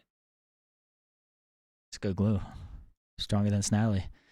Yeah, so he brings these gifts to you, and behind him, you see a couple there as well, middle-aged couple, and they walk up to Sned specifically. Say, Mr. Slickmoth, here. And the wife pulls out, and you recognize them. This is Yuer's parents. Pulls out from her tote bag a pair of slippers. These are for you. Either you or did our daughter say Bingo was there? Oh well, I don't know what gets in her head.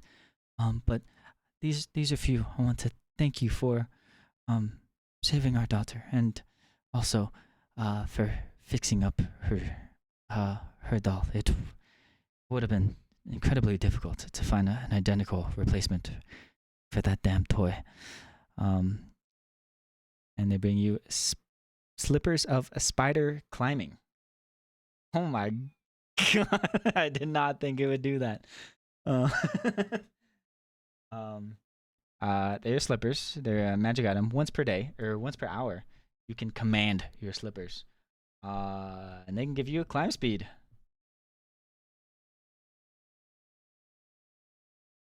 So now 2 of you can maybe climb pretty well with special boots. And then behind them is everyone's favorite town elder, Old Sho Matsuki. He walks up and shakes each of your hands. Goes, oh, thank you. Thank you, Tamabushi. Thank you, Tamabushi. There,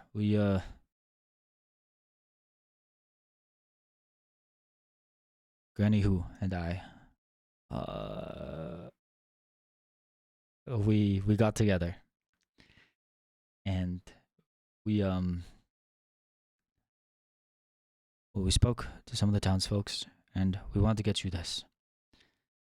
And he brings out a very ornate box, a wooden box, got some inscription on the front that says Tamabushi, and he opens it up, and inside, something pretty sweet. One, most importantly, there is a I don't know what this first word is. Celadon vase decorated with phoenixes, which is worth 150 gold. Celadon. It is a color. It is green. It's like jade. Yeah, it's he gives you the city. A vase, a deck.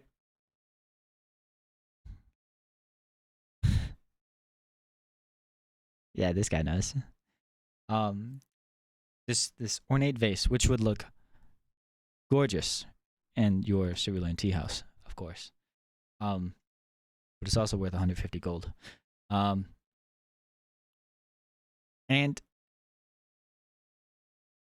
That's true. And next to it is some armbands.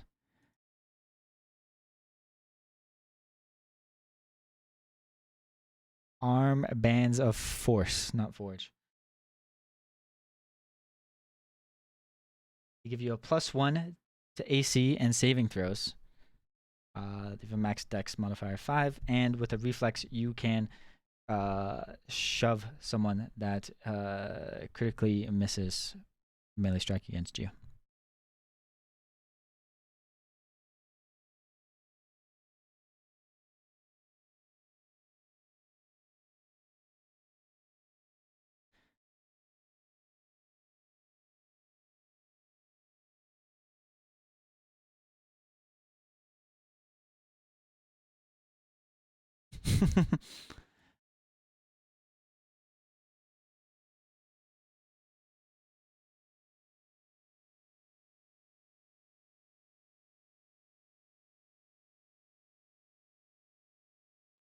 I think you just played in the tea house.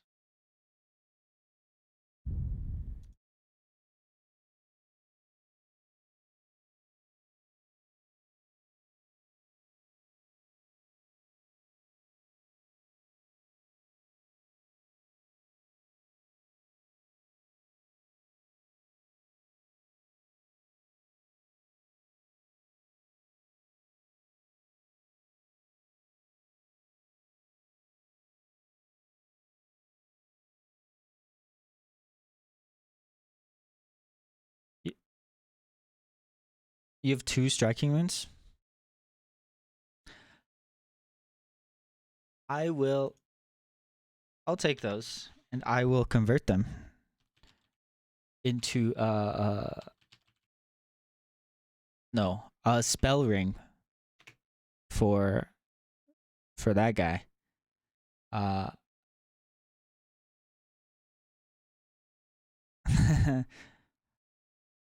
Well, I want to make it an equivalent. We've already got a negate attenuator for that guy. So this will be a +1 just to your spell attack rolls. Or there is not.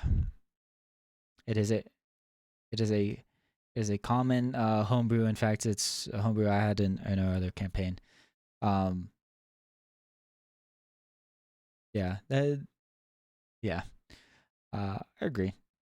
Even if it's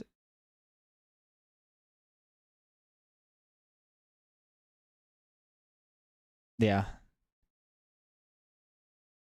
the effects are very powerful on spell attack rolls often, especially higher level ones.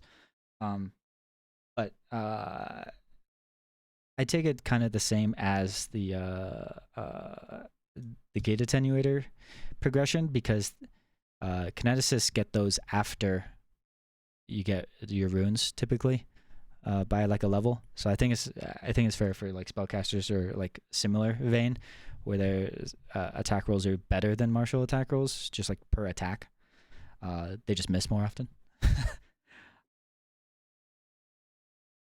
Yeah, so I'll give him a spell rune, a +1 to all your spell attacks.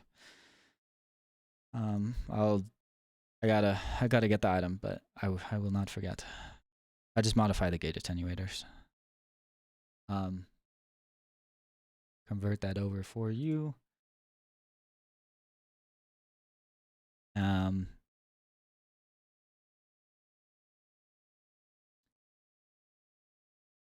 God, your income.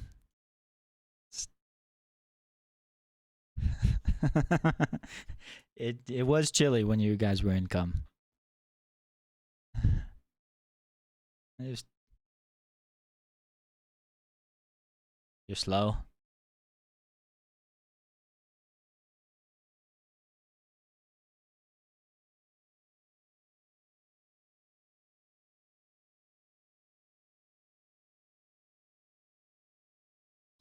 So you're fine. You're encumbered at 5. That's how much you can carry. You're carrying 4 bulk.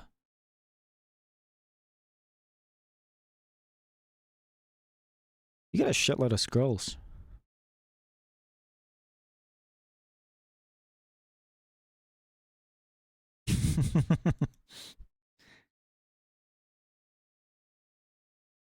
Yeah, you can spend a week to learn the spell permanently.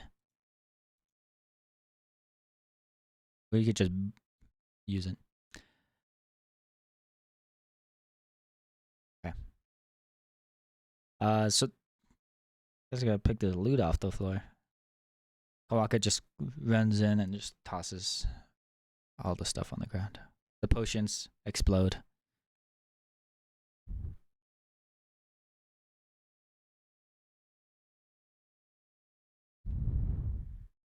Whoever makes the most saving throws.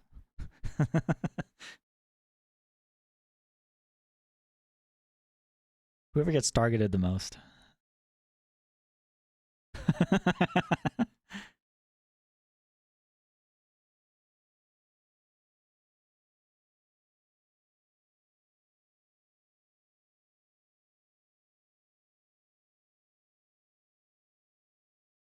It's true.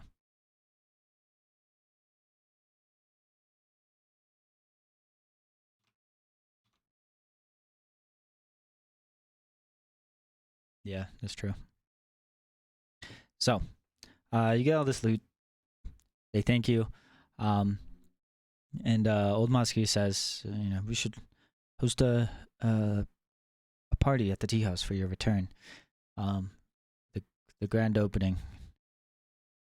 He says it would be a good idea for the town.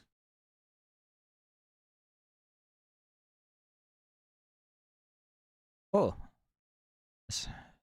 what a great idea!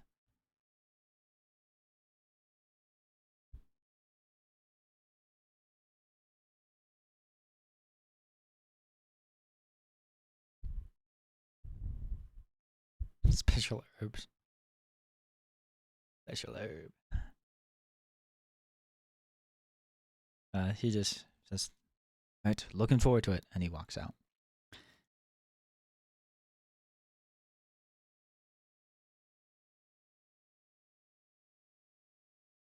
Yeah, about a month.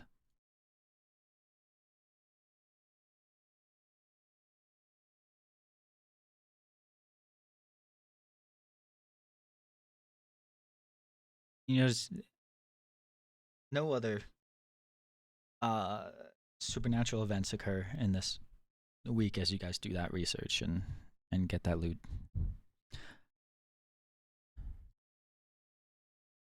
Would uh, would you guys like to spend those 2 security points to repair the paper mill? Okay.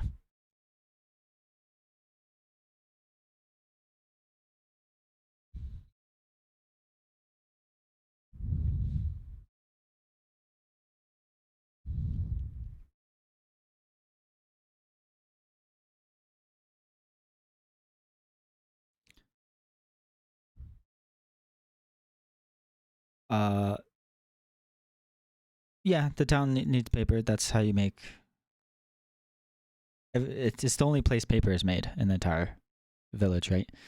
Um, and so you won't be able to get scrolls. That's the most immediate impact to you guys as players, but um, or anything else that involves paper. Um, but yeah, the town would struggle, economically without paper.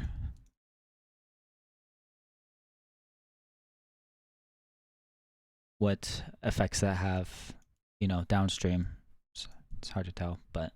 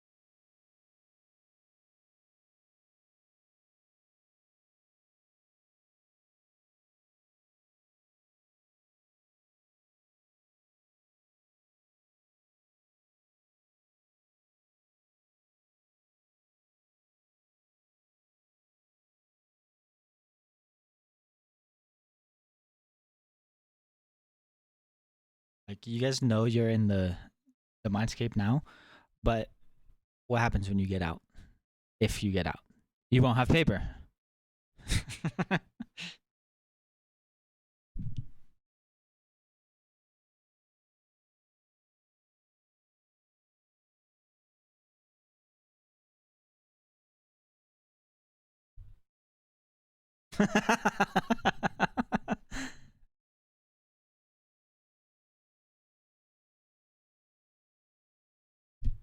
Yeah, but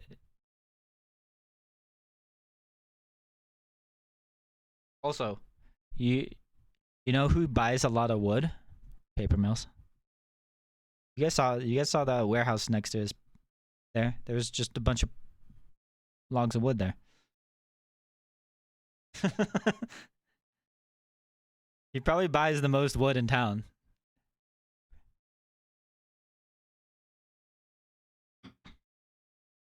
Okay.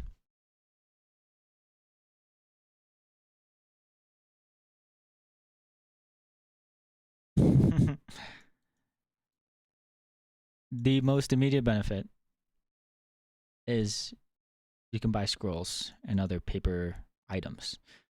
Without the paper repaired, none of these vendors will have anything that requires paper.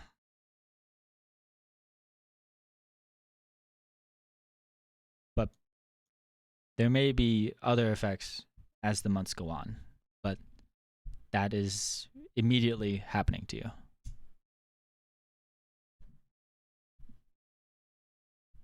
Or I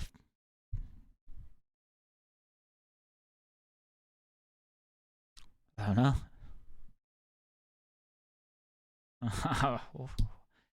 Do you want to find out? I don't know. You'll have to see.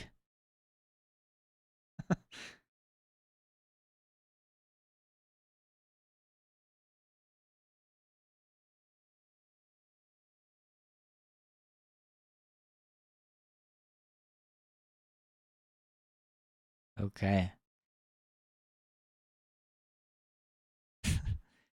It's also the Fulus, those the paper seals.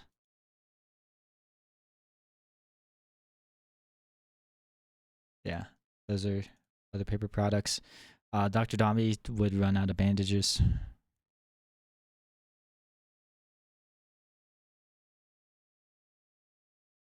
You guys would not be able to put up flyers for your tea house party, etc., etc., etc., etc. No paper without this guy.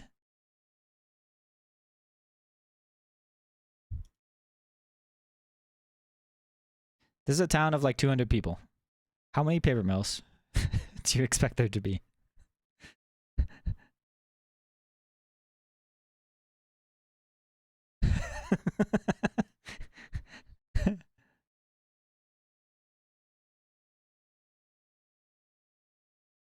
Also imagine. Yeah. Yeah. It's them paper monopoly is ruining Willow Shore. You just don't like him because people prefer him to you.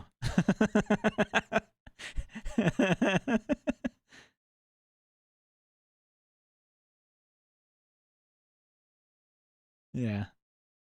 I'll say it. I don't care. Um. Okay. Uh. Okay. So, you guys get all that stuff. What are you doing? You have the ritual. It costs 28 gold in materials. You can surreptitiously buy it throughout town. No one will suspect. No one knows this ritual. Um.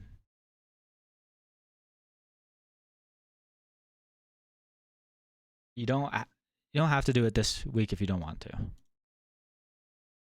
But is that you guys gonna go there immediately? Okay.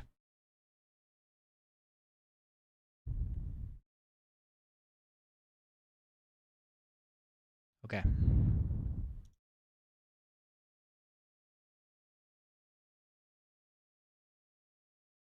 All right. You guys gather your materials. You go over to the governor's manor, his missing manor.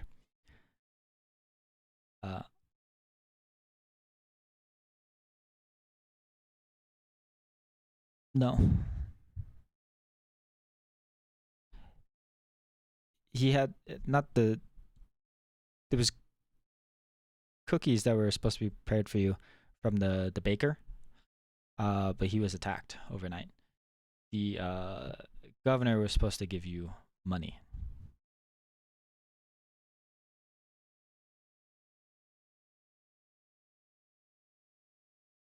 Yes.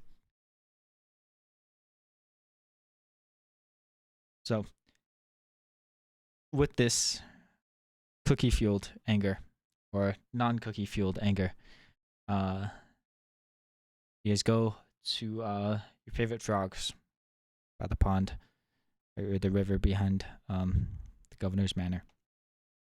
Elijah begins using his chalk and ink and salt and drawing out these focusing diagrams to empower the spiritual energy here. Try to open up the gates between your mindscape and the governor's. Elijah, give me an occultism roll.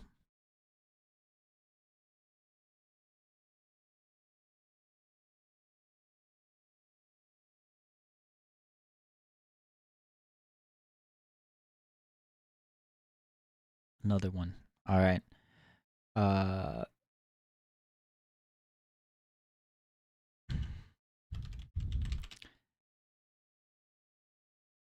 Margot, I need any number of rolls from you to do this incense, to try to empower the energy there. Just doing what we call knowledge. You could do Arcana, Deception, Diplomacy, Occultism, Perception, or Willow Shore. Oh, it doesn't do Deception or Diplomacy, or Perception, but it does tell me that you rolled a 2.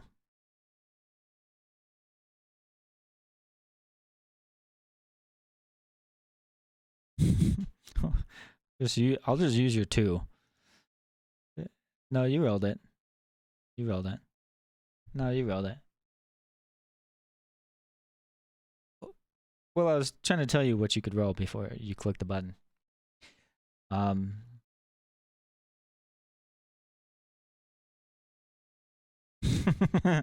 Oh, okay. Um,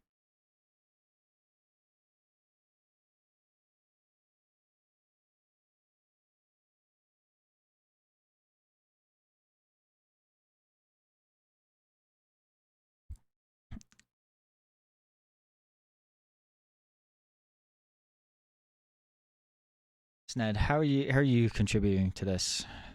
I need Arcana, Deception, Diplomacy, Occultism, Perception, or Willow Shore to help prepare this. I'll Willow Shore. Okay.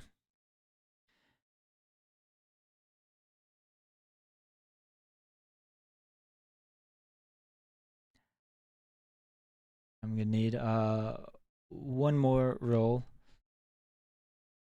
I'll just say your first roll was Bingo trying to help out with the ritual.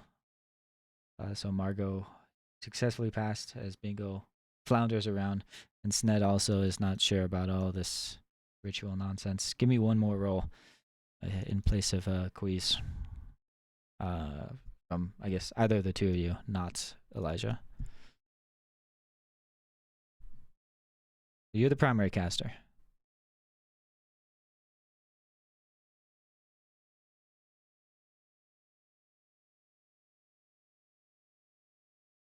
Same thing. Any of the Arcana, Deception, Diplomacy, Occultism, Perception, or Willow Shore. I already did for one of them. I already did. I need one more. You failed the first time. I just said that was bingo. And that is a success. In fact, that is a critical success. Both of those were critical successes. You otherwise would have failed if that was not a critical success. So good job. Um, so Elijah draws these focusing diagrams. Margot goes around doing this incense. Sned just rolls around on the ground, and Bingo and Kui stand by. But this incense is so good that you are able to perform the ritual. Elijah and Margot, you guys feel the energy growing, and you know it is time. So you go around, the five of you holding hands.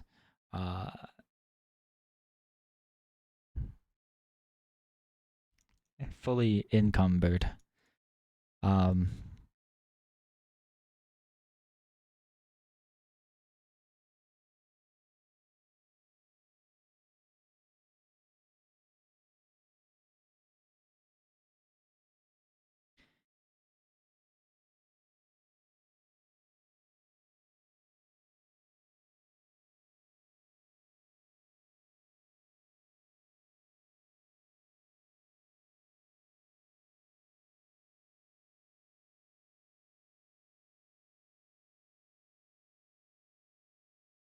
as you guys are holding hands, you feel this energy wash over you. You feel your minds transporting, and you hear that sound as you guys warp, and the world around you goes blurry, and then it goes dark. And just like when you woke up the very first time, you open up your eyes to a place that you do not recognize, a different part of town. You're not the governor's mansion.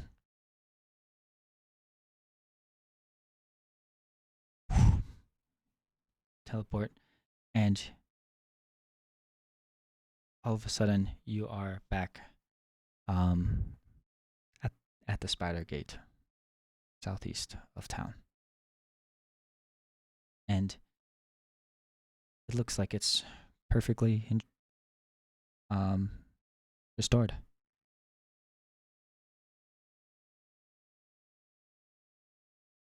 You're in front of the spider gate, not in front of the manor, to the southeast of town, and correct. And Ugly Cute is there. He's not moving, still in statue form, and the gate is in pristine condition.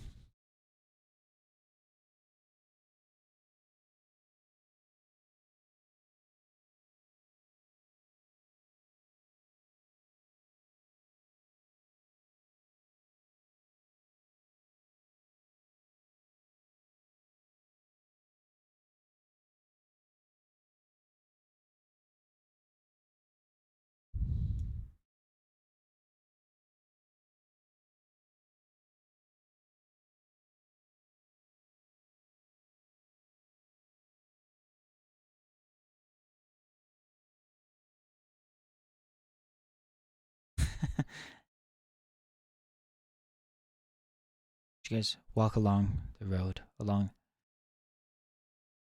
the rice paddies. You feel different. Can't quite put your finger on it, but you feel like lighter as you walk around.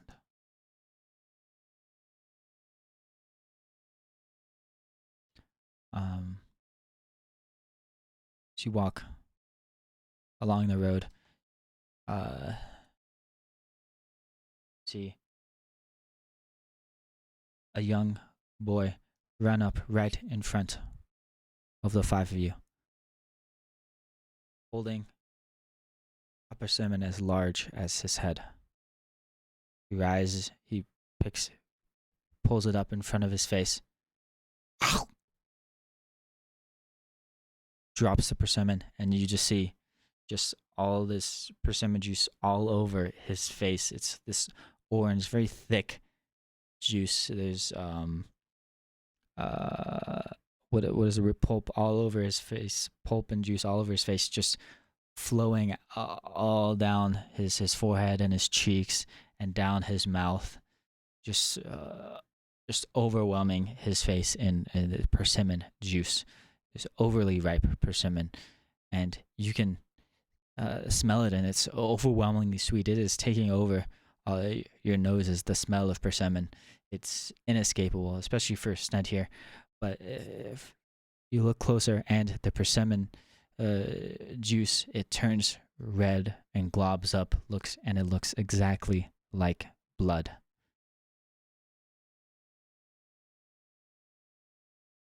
And then he runs off back in front of you. He just turns around and runs towards town.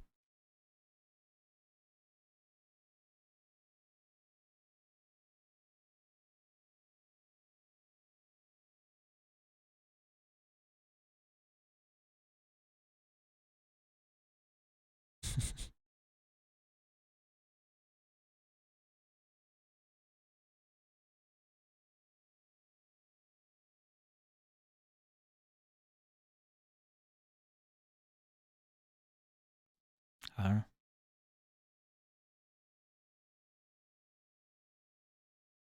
yeah, they grow all around here. Yeah.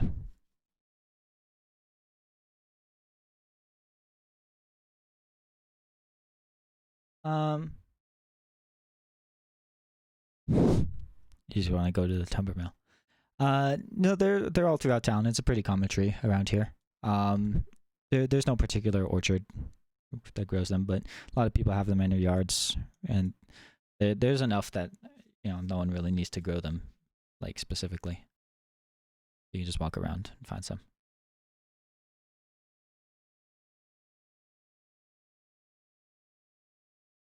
That's odd.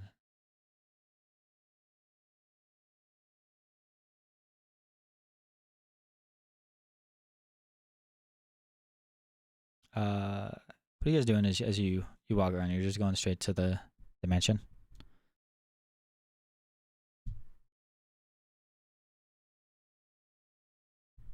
Okay. Okay. Uh, who's walking out in front? Give me a D8. Mm-hmm.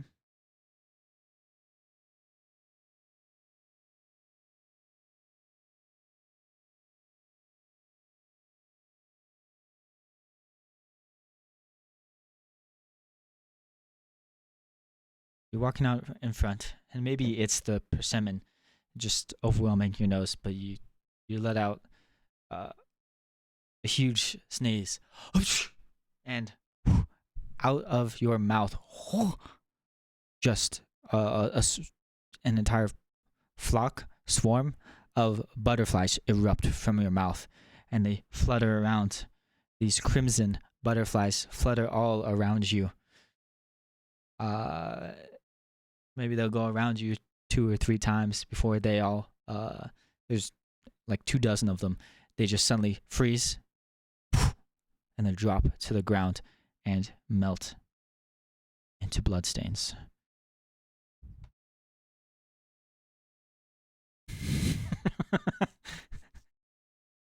Happens to me every night. Malik experiences that in real life.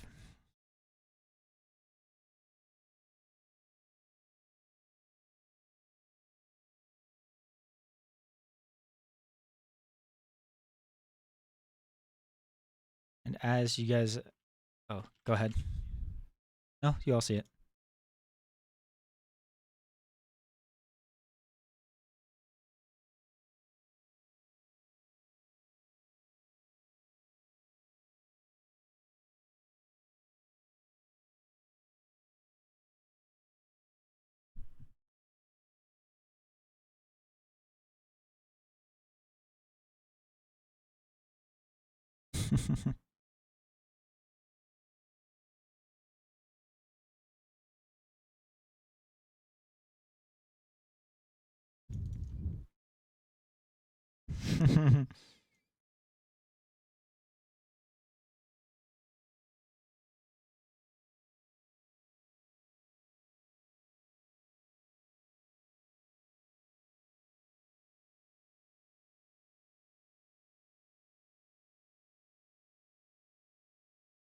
as you guys continue along the road here, let me you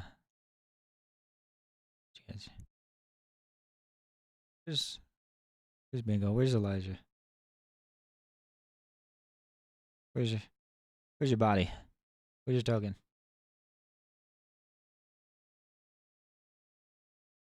You on the you on the river? Oh, that's why I couldn't. You're behind the text. Okay. Um, as you guys are walking along here, you walk in front of the jade shop, and you see I forgot her name, but the jade merchant. She's just standing outside of her shop. In front of, her doors are open. Looks like her shop is open, and she just has all sorts of jewelry on her arms, hanging off of her arms, necklaces and things. She goes, "Jade, jade for sale." Turns towards the five of you, makes eye contact with Ned. Would you like to buy? Her arms are just straight out. I have much jade.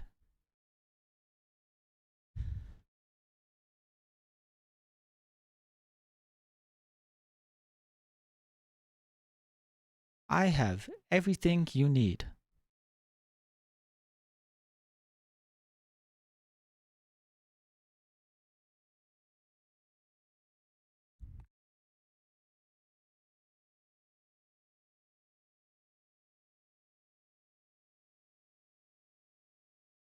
Please take a look. And she, as you step forward, she puts, she just raises her hand in front of your face so that like all the jewelry is dangling in front of your face. Find something you like?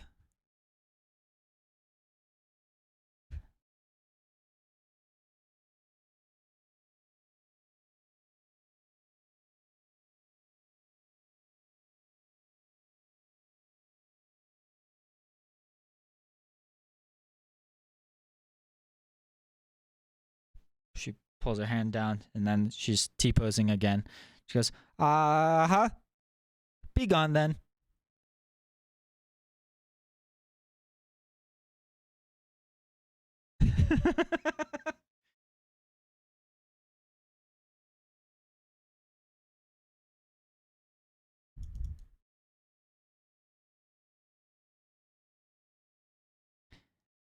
You guys continue on.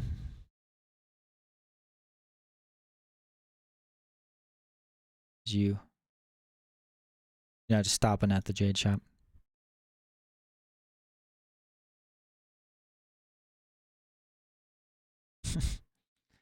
As you guys keep walking down the road, you see up the slight hill past the main road, you see the cloud paper house, and it is perfectly intact. It is pristine, like fresh coat of paint and everything.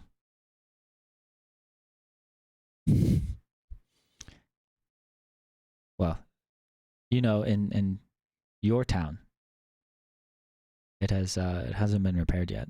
They just started working on it the morning that you guys left. But yeah. And you see Kawaka walking around. Hello.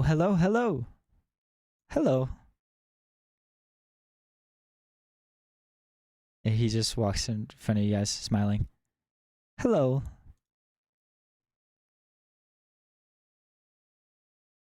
Are you new to town? Oh. Well, I don't recognize you. You know, a Tengu never forgets a face.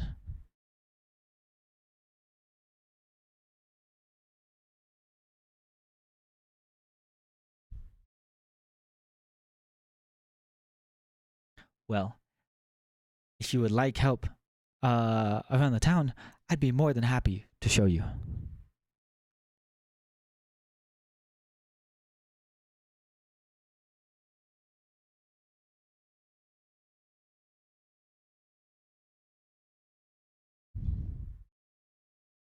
Ah, ah, ah.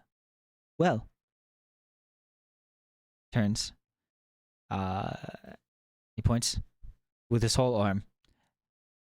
The governor should be that way. But, yeah, he pointed to where you know the manor to be. But he does like checking on all of his citizens to make sure they are healthy, happy, and safe. So he may not be there when you arrive.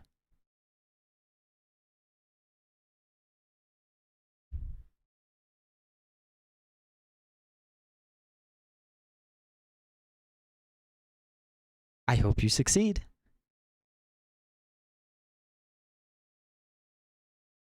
Is there anything else you need? Have a nice day. And he just walks straight through you guys, like, not even like, oh, excuse me. He just like walks through the middle of your formation.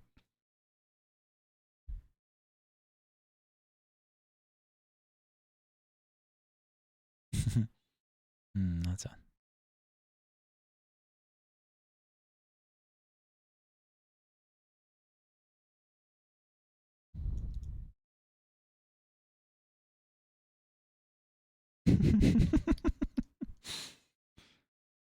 Cheers. Continue along the road towards the mansion. Or is there anywhere else in town you want to check out first?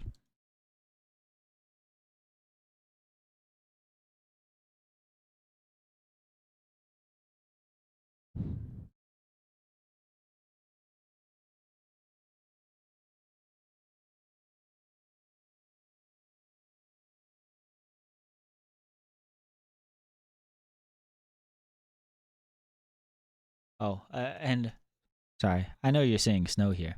There is no snow. Uh, let me turn off the snow. It is a beautiful day in Willow Shore. Did you know? I, I don't know how the multiple attack penalty works. Oh no. Uh, as you get closer to town and the smell of persimmon leaves your nostrils, you get a breath of fresh air standing over the river here by the Eternal Lantern, which does look like it's got the 3 coins perfectly glowing, just as in your town. You get a breath of fresh air, and it is a lovely day here. It does seem like you got some uh, winter air, like maybe fall. It's got a trace of damp warmth. It is very humid here. You hear crickets off in the distance chirping. The streets smell sweet of incense and smoke and all manners of people cooking their dinners. Everyone else you see, maybe people aren't engaging with you necessarily, but everyone you see is super happy. They're all chit chatting, laughing, clapping, patting each other on the shoulders and on the backs. Everyone is so pleased here.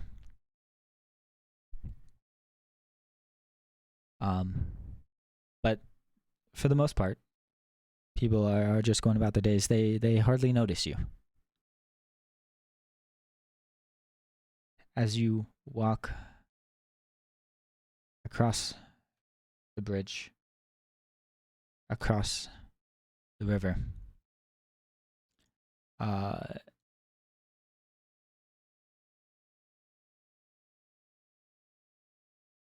it very quickly shifts towards nighttime.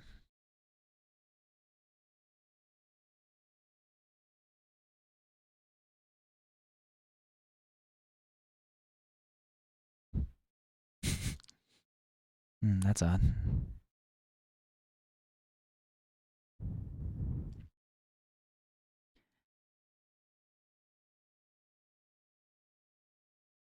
As you cross the bridge, you see all those happy smiles, cheers, and laughter, clapping suddenly fade away. As you get to downtown Willow Shore, everyone's uh, movements become more stilted. Looks like everyone's just trudging along with the day. Smiles turn to frowns, heads down, no longer laughing. You see a couple people sweeping up with absolutely no vigor.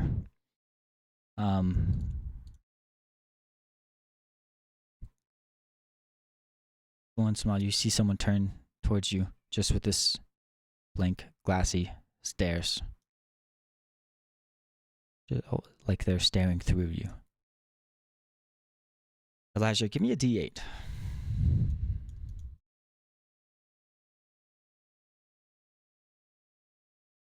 You take a step as Mama Bao is looking at you, swooping in front of her bow shop, and you take a step.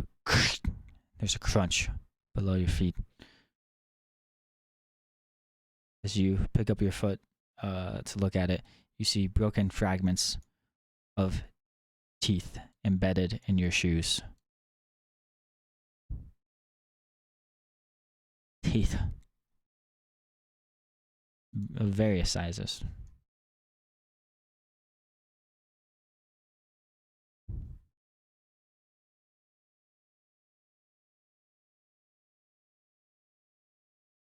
There's no more teeth there. They're all in your shoe.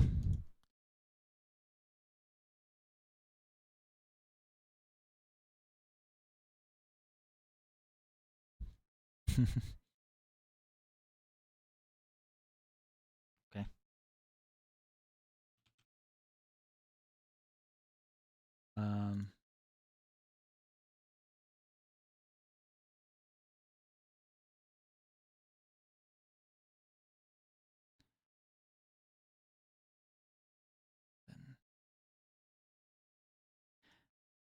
As you walk along the road closer and closer to the mansion,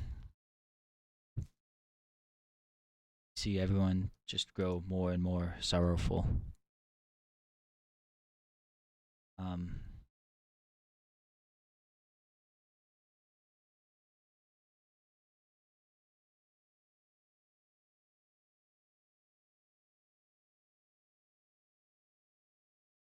Margot, give me a D8. So you guys turn the corner, and you see the mansion come into view.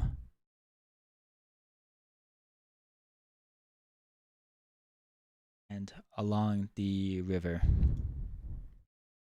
next to the mansion, you see a fisherman. Hold on. You see a fisherman holding up. He just pulled out a fish out of the water.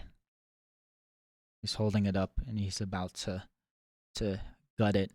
And you see the fish squirming around, and it suddenly squirms such that it's stiff in his hand, and he was like holding it upside down, right? And it squirms up, and then it's facing the five of you, and it has like a humanoid shaped face with large glassy eyes and human teeth before he rips into it and guts the fish.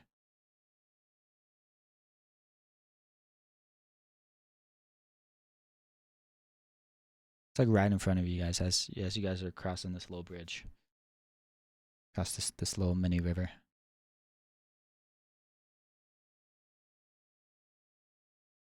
There's a fisherman holding the fish. Okay.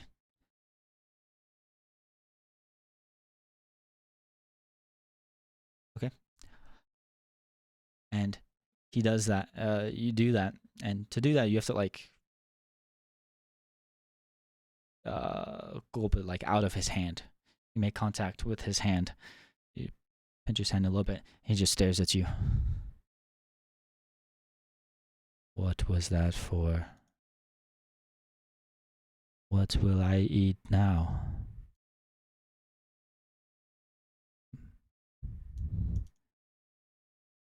My children grow hungry.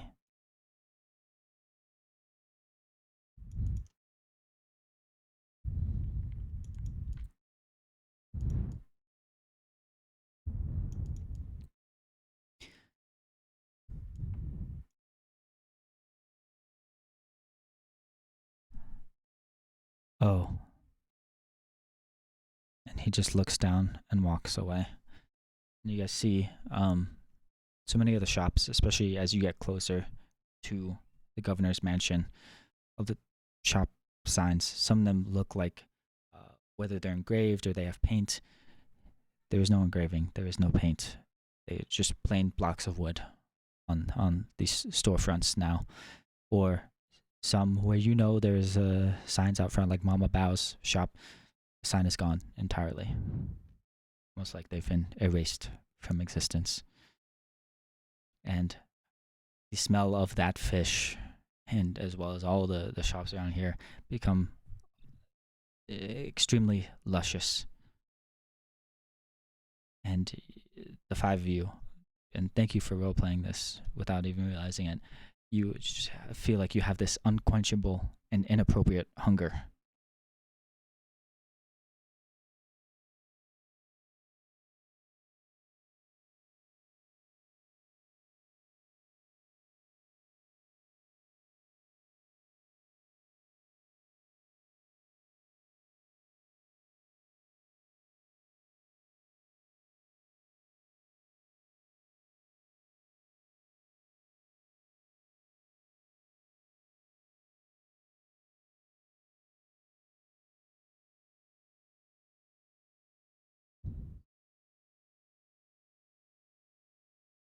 Let's see, mod. Hmm.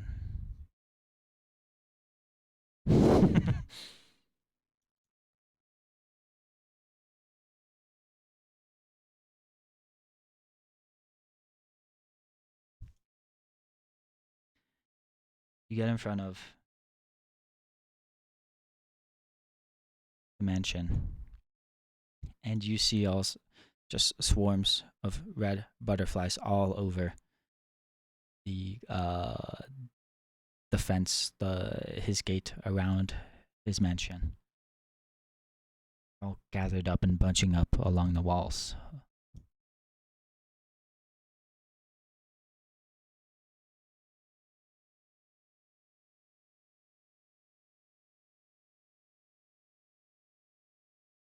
And it is closed.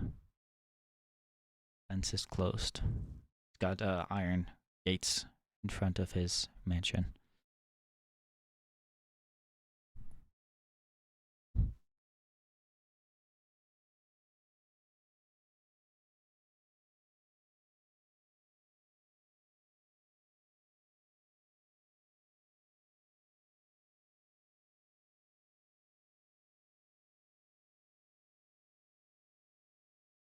You try to climb them, and you see all of these like fulus placed all over the front of the gate, and as you go to touch it, it stings. You cut your hand and you take 1 slashing damage.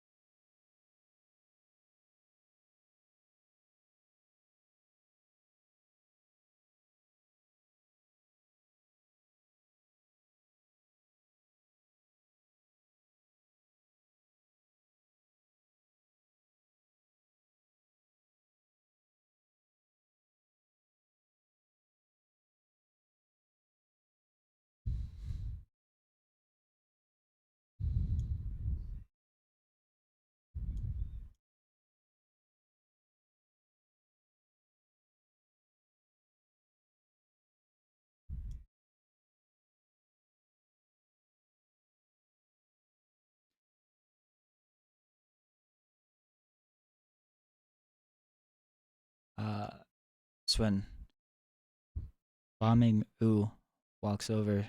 Her shrine is right next to the governor's mansion. She walks up to you with glassy eyes. The governor isn't here right now. He must be out and about, buying scrolls. He does this.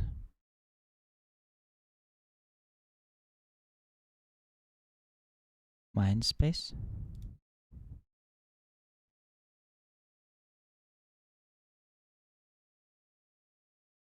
Oh. Oh, I'm sorry. But the governor is not here right now.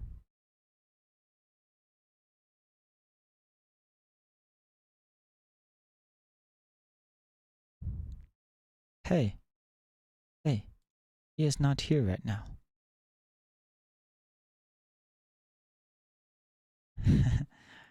Yes. When did you get back? When did you get back? You,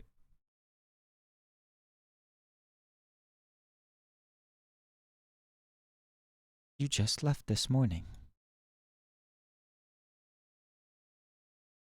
Went you off on an adventure?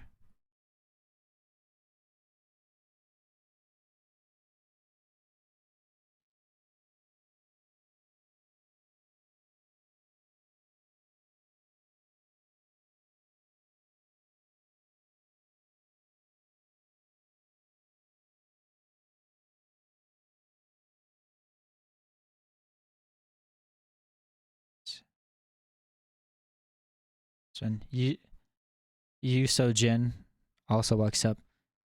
Hey, Bingo, you're back. The rest of you, you're back already?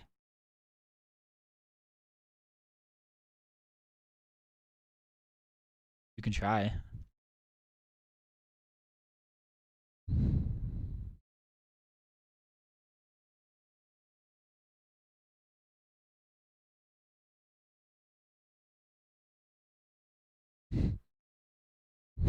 You miss. Hey,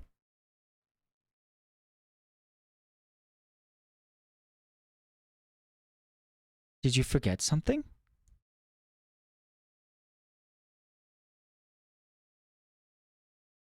You strike again.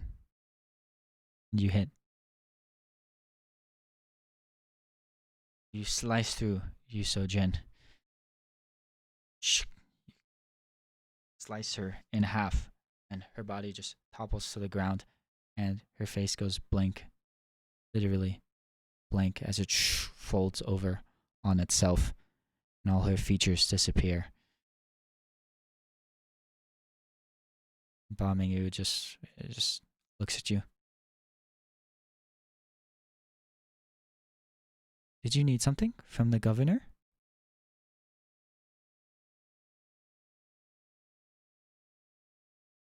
Did you need something for your quest?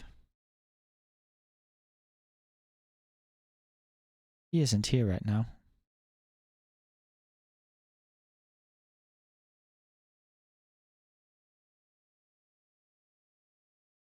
During the day, he goes out. He does come back at night. She looks up at the sky. He'll be back soon.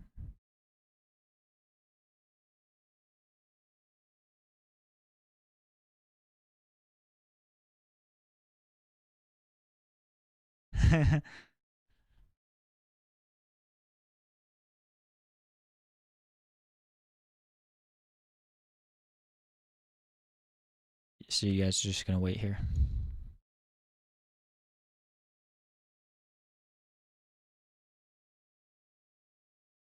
It's like 25 feet high, and it's covered. It's covered like from top to bottom in Fulus. Fulus, the paper seals.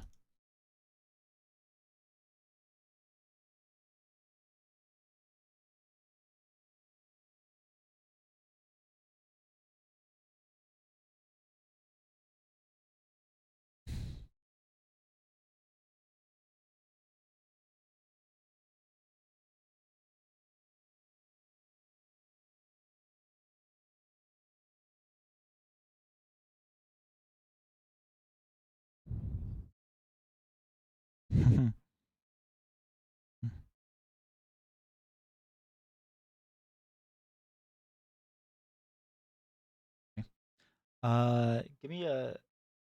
Are both of you gonna climb? Just give me a D100.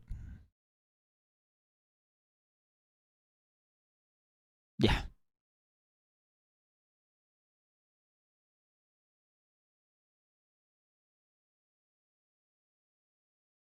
Okay.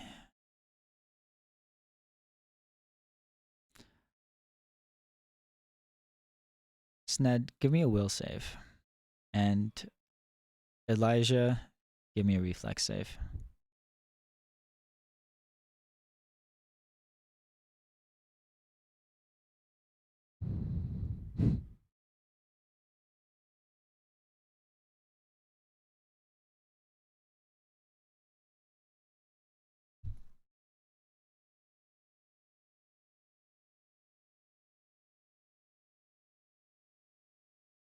You guys try to climb the wall. Sned, you are going to take 42 damage and be pushed off of the wall in just a blast of force. And Elijah, you take 21 damage as you are shoved off of the wall.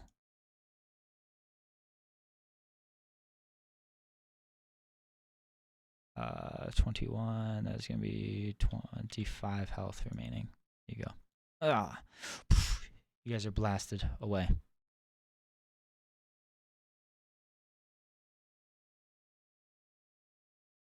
Seems like they're getting. There's like the more of these that you touch, the stronger they get.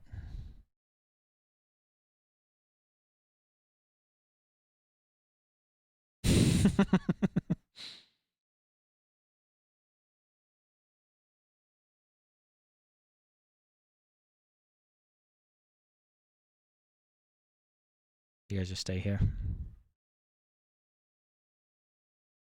Okay. Okay.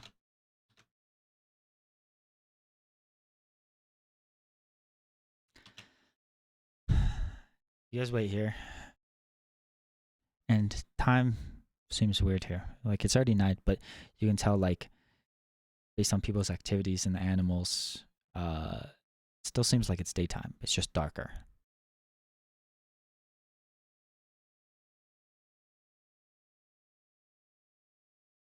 Bumming you walked away a little while ago, and Yuso Jin's body just melted into the ground and disappeared after 10 minutes.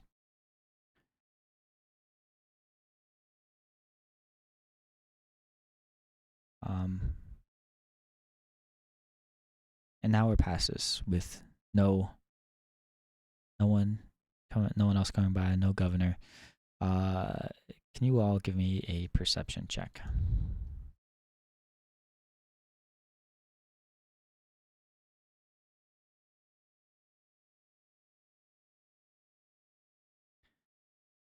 Elijah and Marco, you guys are just looking into the manor focused. Marco's probably convinced he is in fact in there and he's just hiding.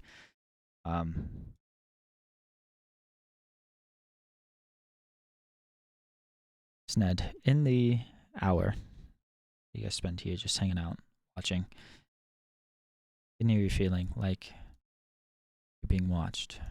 You look around and you don't see anyone.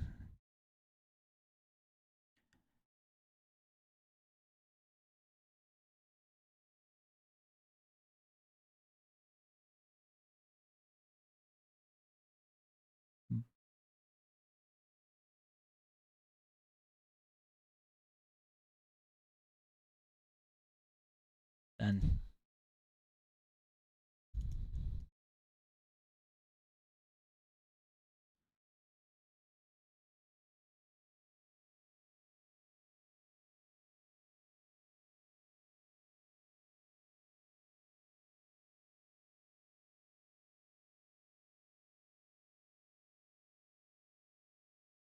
in a moment, after an hour, Sned, your keen sense of smell or ears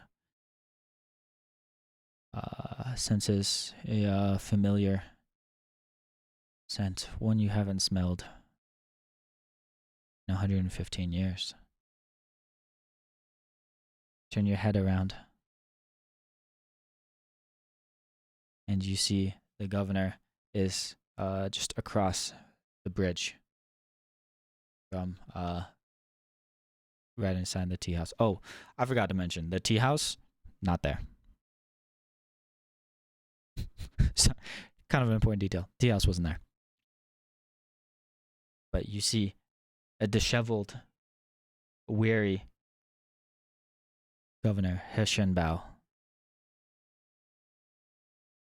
across the bridge right in front of the tea house. He looks up and he sees the five of you. And he goes digging through his pockets. He pulls out a scroll. There's a bright flash. A moment later, you just see smoke where he was.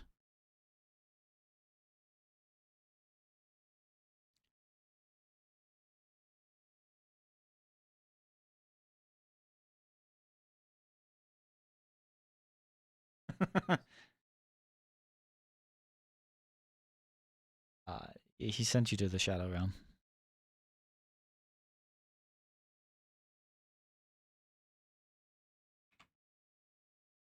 Yes, it does.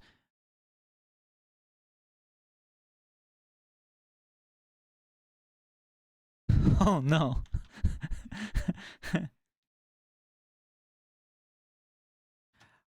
I am going to put you all, the three of you, into initiative. But I think we'll end it here. We'll start with next week with this encounter. The governor is running away. We're gonna do fun subsystem chase sequence. We're gonna have to try to catch him. It'll work a little bit differently from combat, but it'll be similar. I think a little more interesting than that one shot we did where you guys were running down the mountain. Where it's a bunch of successive.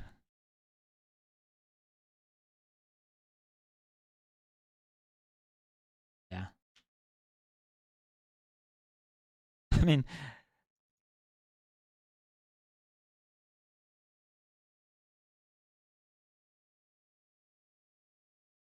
yeah, you guys are really good.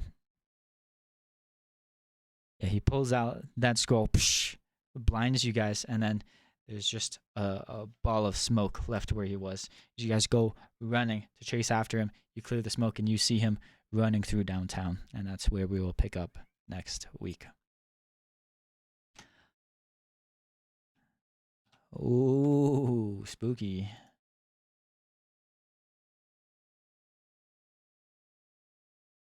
So, what do you guys think is going on? What's happening?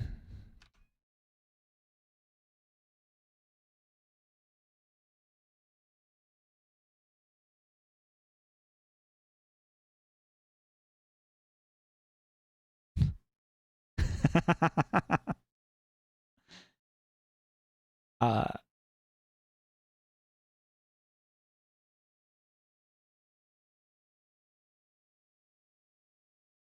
yeah. Yep. Every single time.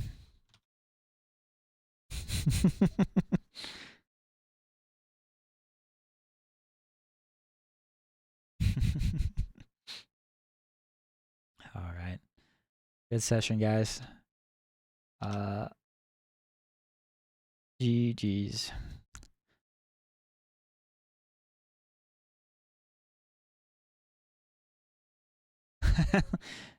Got your thaumaturge.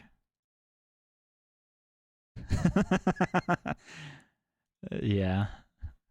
He's a little distracted. He's a ghost. She's very unfocused right now.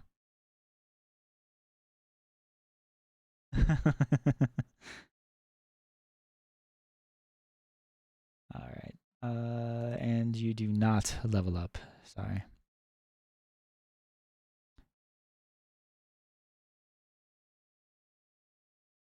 The third book, it's not as short as the second one. The second one's really short because it's mostly downtime.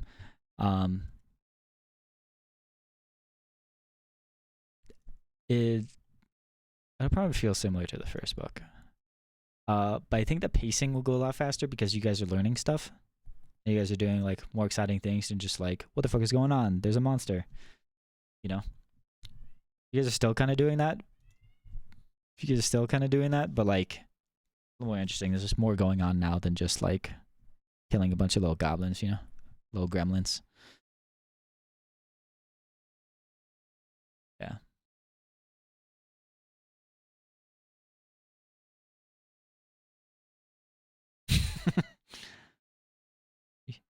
You calling homeless people inhuman?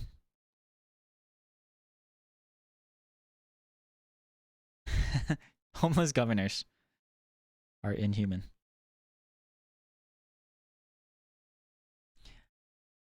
I think the last chapter of this book is gonna go by pretty fast, similar to like the last chapter of the last book.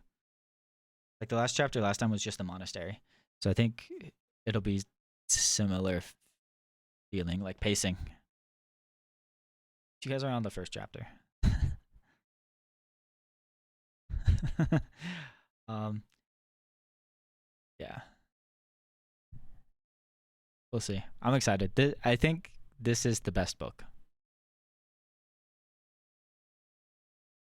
This is where shit gets real. I think this is the most exciting book, at least. Maybe not best, but the most exciting one. 2025?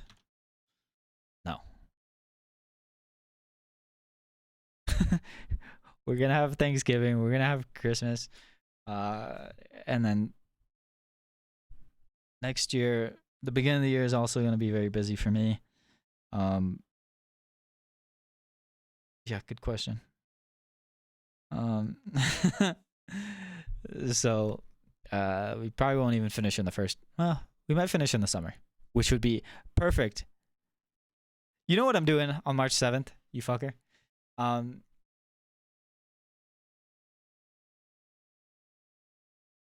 Yeah, that's the third month. Uh, yeah. Well, so I'm getting married March 7th.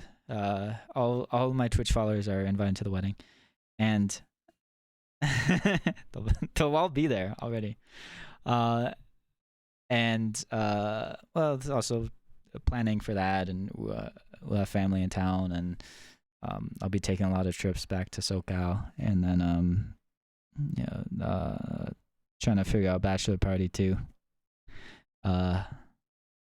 So busy start to the year, I think. But we can probably finish in the summer, which would be perfect if you guys TPK, and then we just start the whole campaign over again. All the way from the start, and you have to pretend like you don't know anything. That'll be fun. Whoops, next year.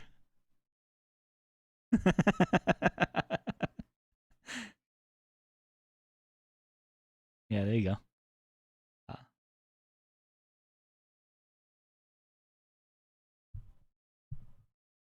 Exactly on my wedding day. That morning, we're gonna play. I won't have anything else to do. Um, yeah, so we probably won't even finish this book this year. We'll finish. Yeah, I think we'll. There's 4. Season of Ghosts is the first and only 4-book adventure path. Most of them are 3.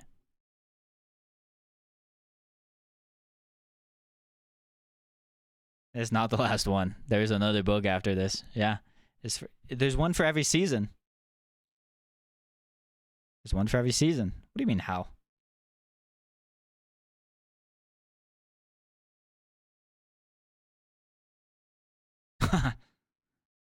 Oh, boy, are you?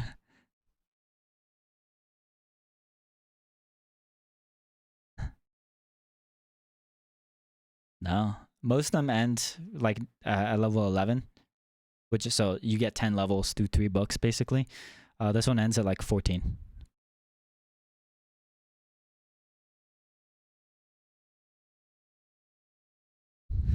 Yeah, it's 4 books. Let me. It's 14 or 15, I think. Um, like fall, yeah. Um, which is fine because I still want more books to come out, more content and stuff for that. Um,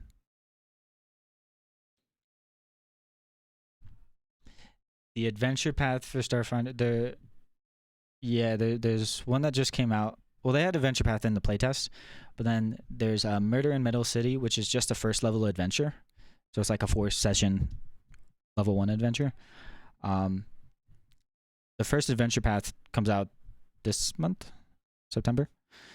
But it's still not integrated into Foundry yet because they haven't finished the Foundry system. You can play Starfinder just using Pathfinder and just like importing all the items and stuff. They have all the items and classes as a module, but they don't have the full system developed yet with all the like additional rules and stuff. So you can play it. It's just there's not like the integrated adventure paths and stuff yet. You have to bring your own fucking maps and art and shit. Which is fine if you really want to play, but so that stuff won't be more mature until like the spring next year. So yeah, but we'll do a Starfinder adventure path. Maybe sometime around next summer whenever we finish this. Yeah, there is definitely two. Essentially, you guys are halfway through the story of Season of Ghosts. You're just there's a lot more for you guys to go through.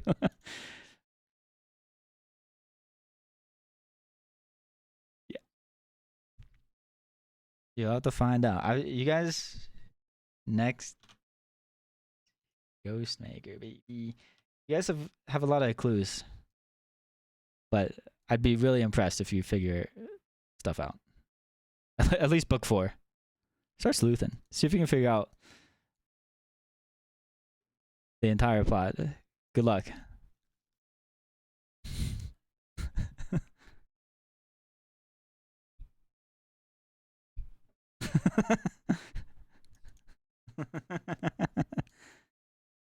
Well, remember, Kugapti's not gone.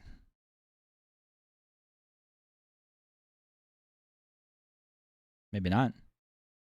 Maybe it's the governor. Maybe it's a villain you haven't even met yet.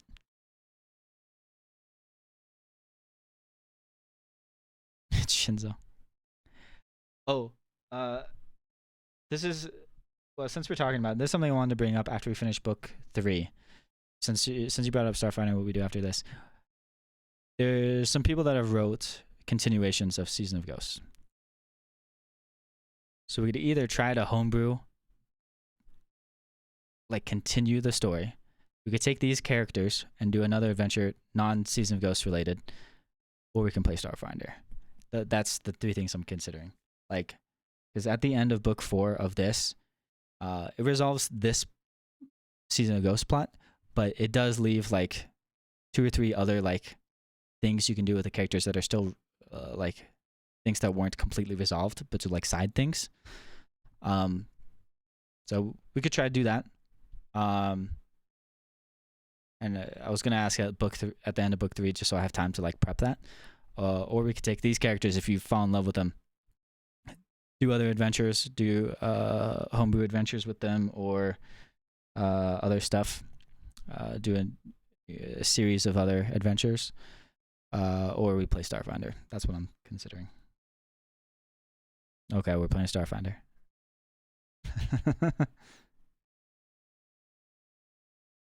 Solarian. Yeah.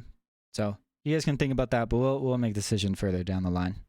But those are the 3 things I'm considering. We can talk about that in a minute. I'm gonna stop the stream as we get our first viewer of the stream. Peace out. And and we'll come back next week, Friday at 3:30 p.m. Pacific. And tomorrow morning. Yes, we are playing tomorrow morning. Bye.